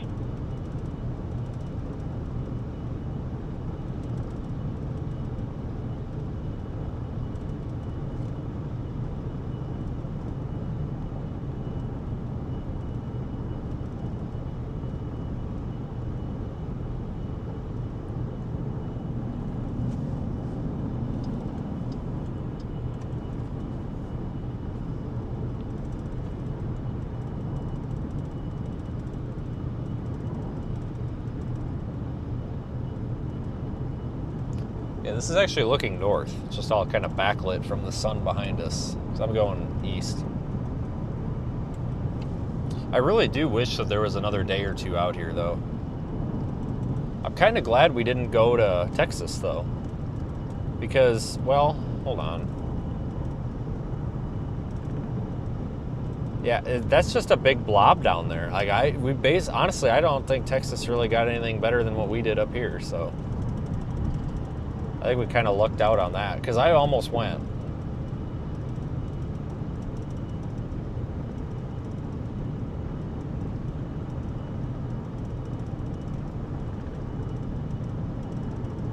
I can see the Loves up ahead in Sydney. 5 miles, yeah, probably, but I can see the sign from here. Last time I stayed in Sydney was that end of June, when Zach and I waited like 45 minutes at the Applebee's for the food with like nobody else around. which was unusual because this Applebee's in Sydney is one of the better ones. Sydney, North Platte, some of the best ones out there. Like, I've eaten at a lot of Applebee's, and there's probably like 5 of them that stick out as like exceptional. And I would say North Platte, Sydney, Cullman, Alabama. That's a really good one.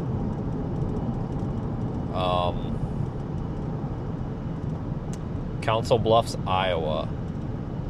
And I normally would say Gainesville, Texas, but they demolished it and made it a gravel parking lot. So I guess there's really 4 that stand out. But that used to stand out as a very good one. I don't know why they tore it down. I really don't, because it was always busy. Kind of sucks because that was in such a convenient place on I-35 there. We did that one a lot in the spring severe season, when you're going between like southeast Oklahoma and northeast Texas.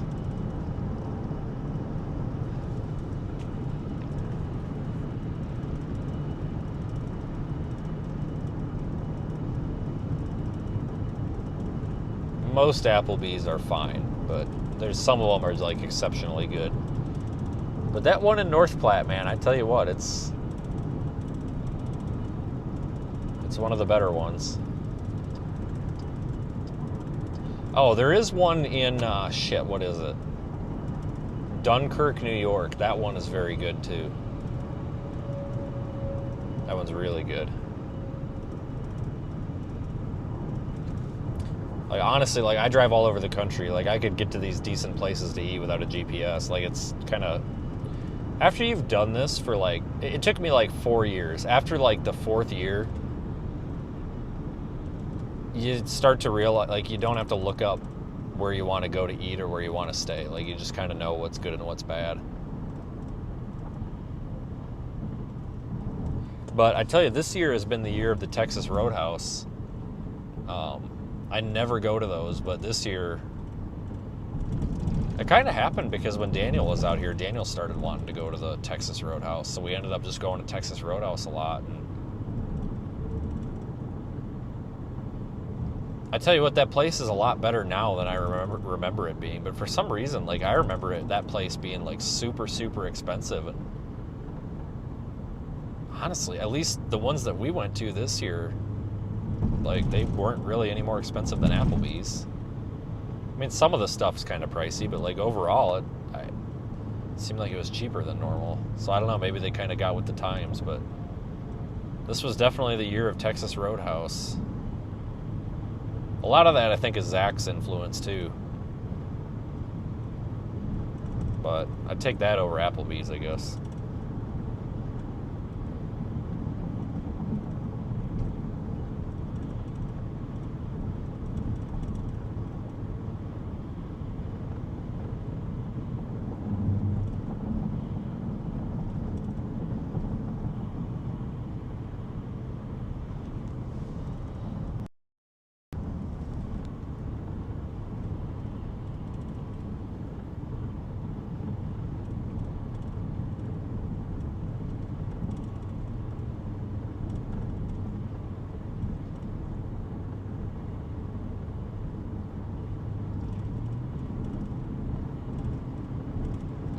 You know, we had a good year this year, and I hate to talk about this year as if it's over, because it's not. Like, it's nowhere near over. Holy shit, this wow, they need a sign for that. Holy crap, this guy nearly took all them barrels out, and it was definitely not his fault. They need a sign for that. Oh my god. That's incredibly stupid. It's a good thing I saw that, or I would have been passing him and he would have hit all those. Holy shit, that's not his fault. Like, I thought it went up to 2 lanes too. Like, what are they doing out here, man? This road construction is all stupid.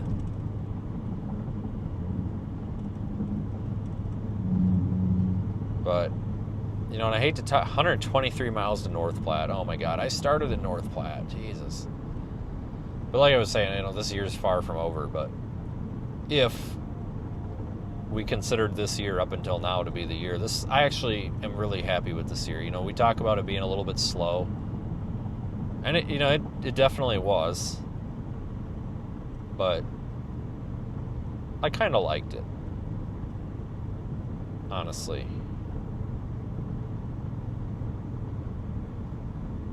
not a huge fan of all of the Illinois and Iowa and Wisconsin that we had, but still not a bad year. I give this a solid, 7 out of 10. The past couple of years were like a 9 out of 10, but I give this a 7 out of 10.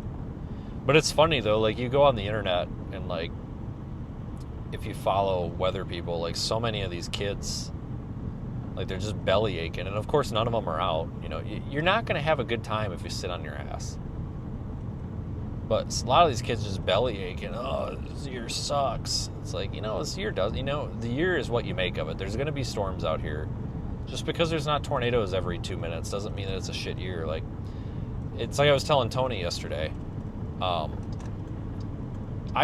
definitely, I was looking through my camera roll, and it's like, man, this year was a little bit thin, if that makes sense. Like, it's a little bit thin here for, photogenic storms. But it definitely, like, I don't know. Like, it's really selfish to say that the year is shit. Because there's a lot of people that would love to do this, but they can't.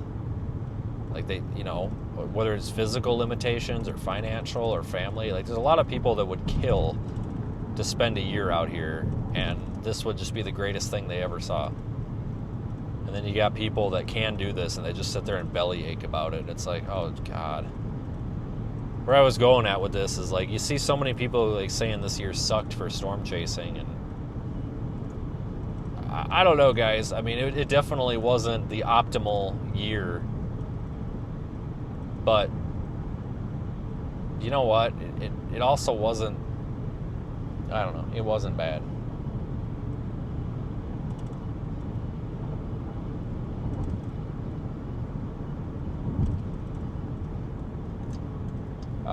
We're going to stop at this map. I have got to get something to eat, or I'm going to have a freaking mental breakdown. I haven't had any food today. Go to the Maverick. I don't.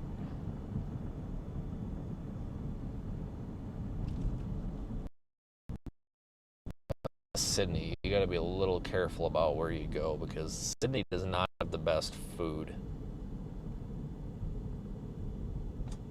I guess I'll stop at the Maverick real quick, because I got to get something with some sort of caffeine in it. I've got such a terrible fucking headache. It's not even funny.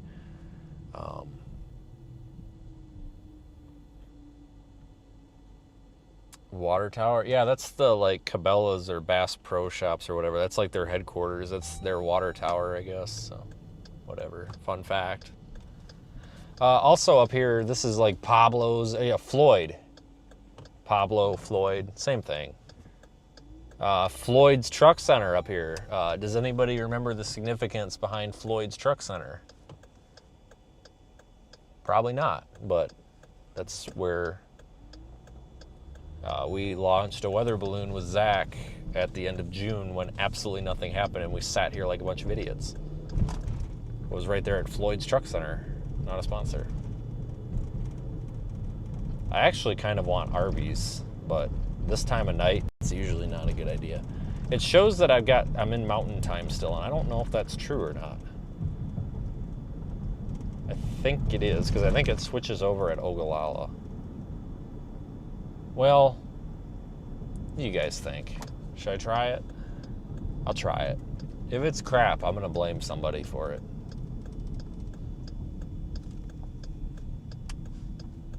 I don't particularly like Arby's that much, but if the when the food is good, it's great, but the problem is getting the food. Like, it's really a fucking crapshoot here.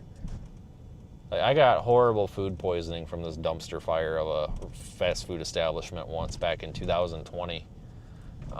I legitimately thought I was dying. Like, I thought I had, like, gallbladder blowing up or something. I thought I was having a serious problem. It was so bad. Hi, welcome to Arby's. Are you going to use the rice today? No. Can I just get a number 2 classic?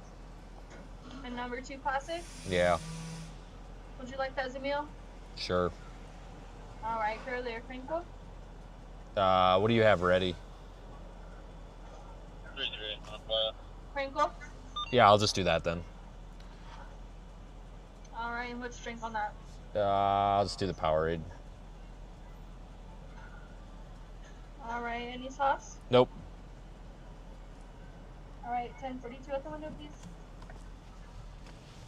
All right. 10:32 to potentially throw the food away in the garbage. I'm serious. Like, when it's bad, it's bad. I'll throw it right away. Like, the bun is hard or the meat looks like it came out of somebody's ass, I will throw it directly in the garbage. Like, I'll make a thing about it, too. I'll be like, hey, guys, look at me. I'm throwing it, and then I'll just dump it, and we'll peace out of here.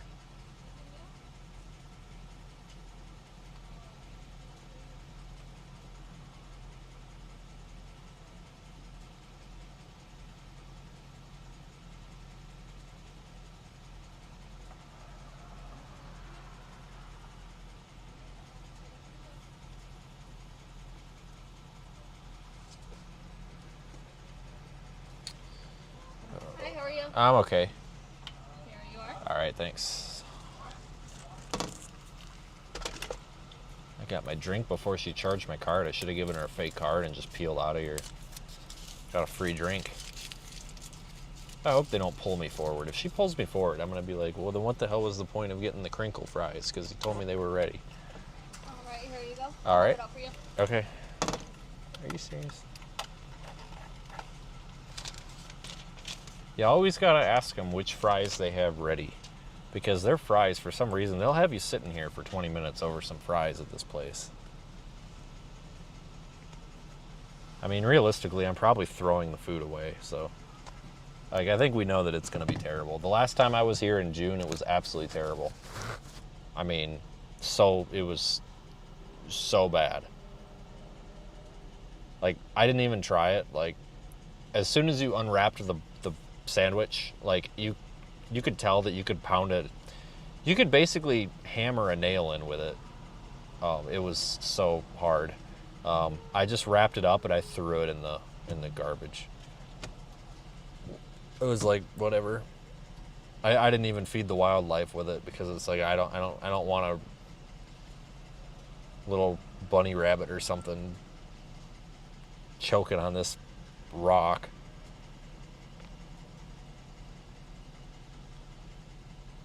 Oh my goodness. There it is. Any sauces for you? No, I'm good. All right. Okay, have a good one. Yep, thanks, you too. All right, folks. No. I won't take fast food back because I don't have time to deal with that crap. Oh my God. Your next sandwich could be free. Join Arby's Text Club. Yeah, I'm not going to do that.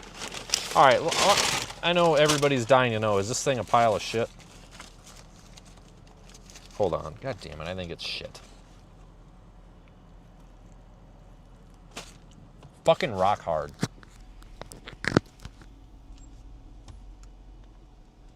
Watch this.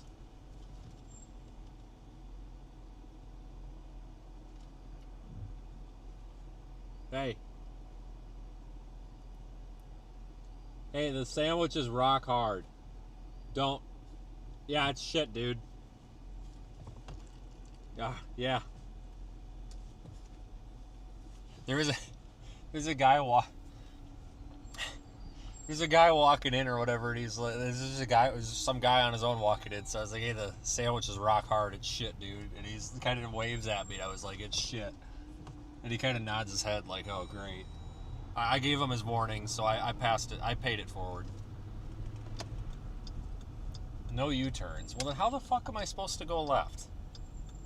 I don't know what I'm supposed to do to go left, so I'm going to make a U-turn anyway.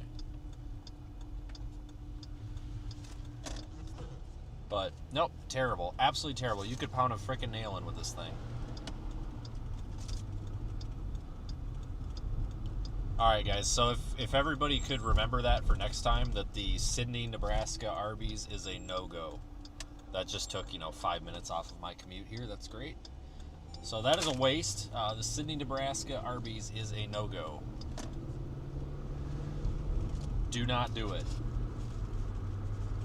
The one in North Platte's okay. The one in North Platte's actually usually pretty good.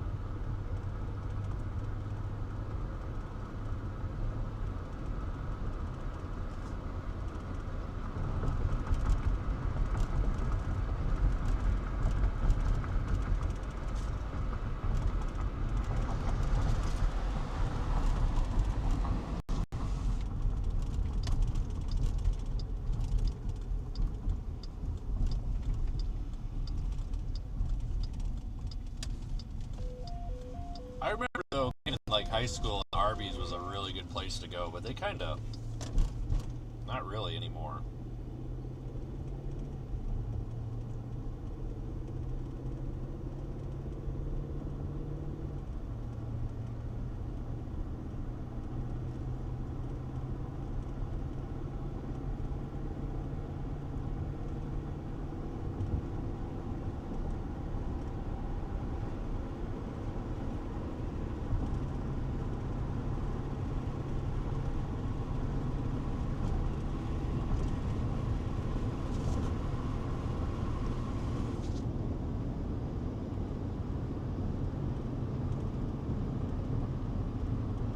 The one in North Platte's a Panda Express now? Are you serious? It's not even an Arby's anymore? Christ, I guess I need to pay more attention.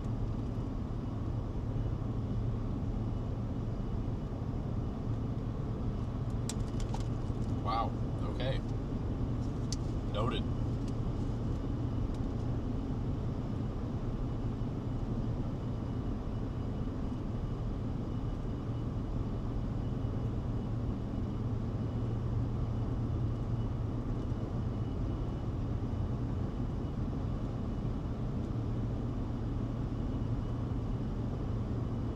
About 3 David 4G. About 5 minutes.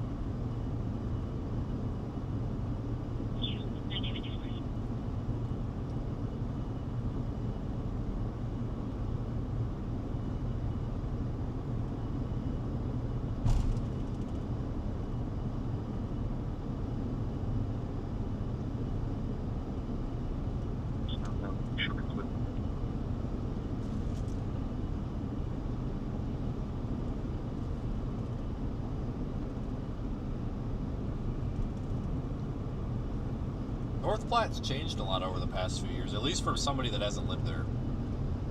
Because, you know, the Pizza Hut thing that we talked about yesterday, and I don't know, it just seems like over the past few years, like I've had a hard time keeping track of like what's there and what isn't. I don't know why.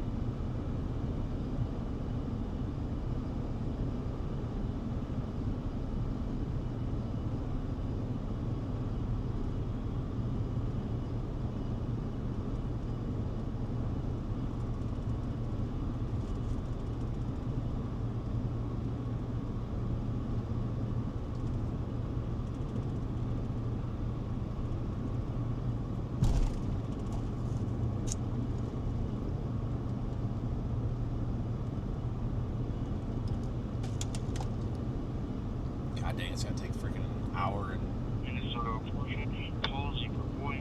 2 hours to get back to freaking North Platte. Jesus.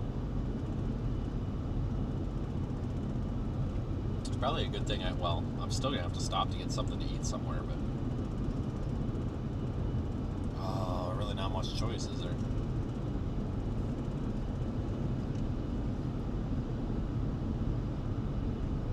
There's not much in Sydney, but those Mavericks usually have pretty good food. That's probably where I should have went.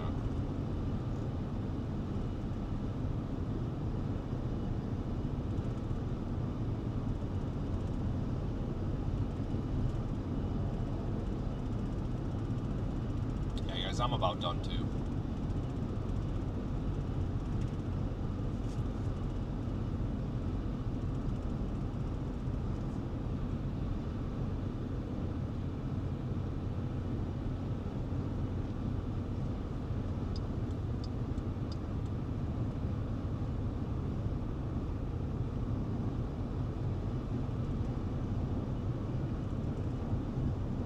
The other time zone has me screwed up.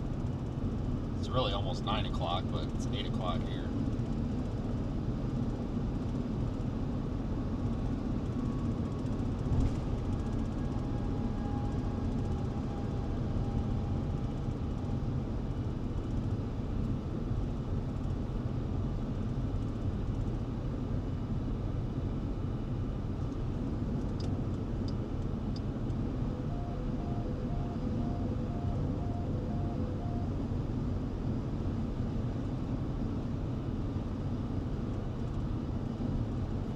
least I get to keep my dinner plans tomorrow night.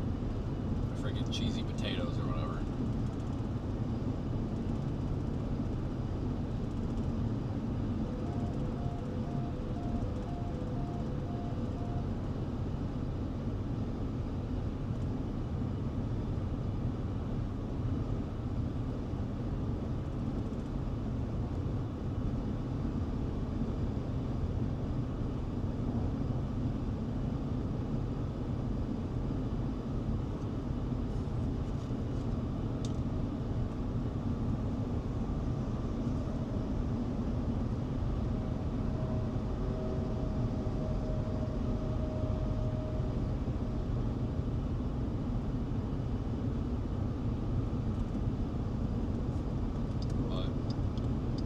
Okay, well, I guess that'll be about it.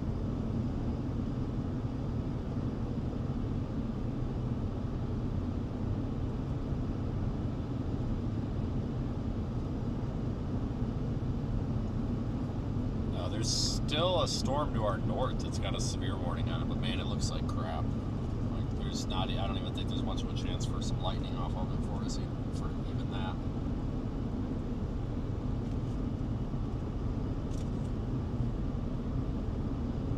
Plus, I'm not going to get to Grand Island until like 1 o'clock in the morning at this rate, so.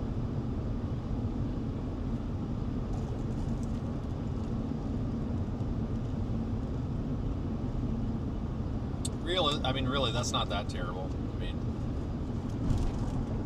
I was going to go to Kearney, but Jesus Christ, I'm on $200 a night for a freaking hotel in Kearney. Like, screw that. I don't know what's going on tonight. I'm not doing that.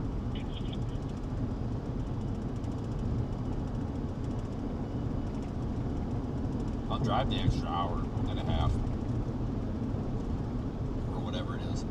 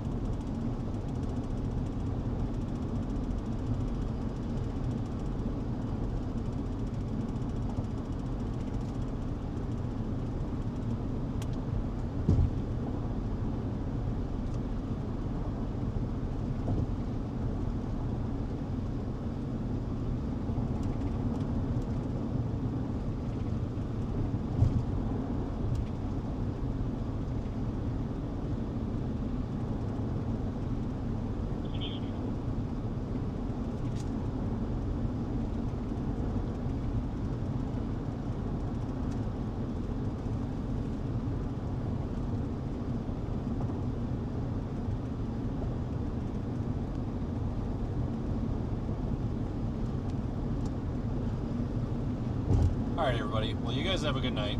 I don't know when we'll be back again.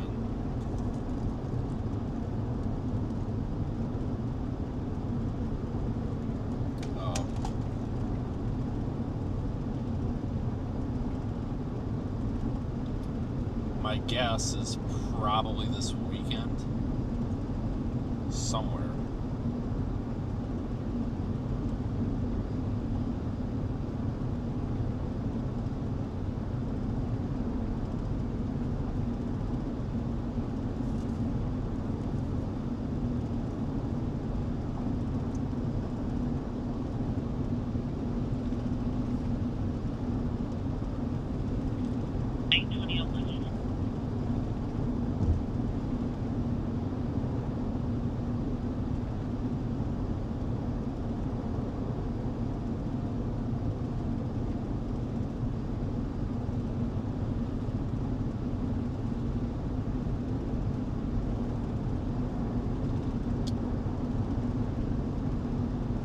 We'll see what happens, but it's definitely looking like the weekend somewhere, or beginning of next week. I'm not sure. Maybe the end of this week too. Could go either way, I guess.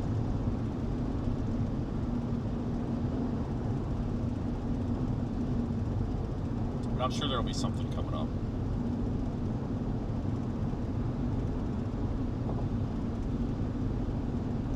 Actually, still a couple of storms coming out of like the Scottsbluff area. Probably could have actually stayed out, but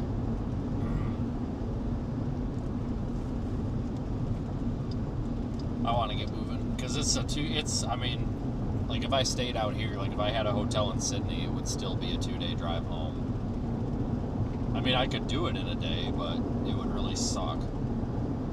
It's one of those things you start at 8 o'clock in the morning and you still show up at midnight anyway because of stopping and everything and whatever. But it takes a while to get across Nebraska, longer than you think. Same with Iowa. It takes way longer to get across Iowa than you would think. It looks way smaller on the map than it really is.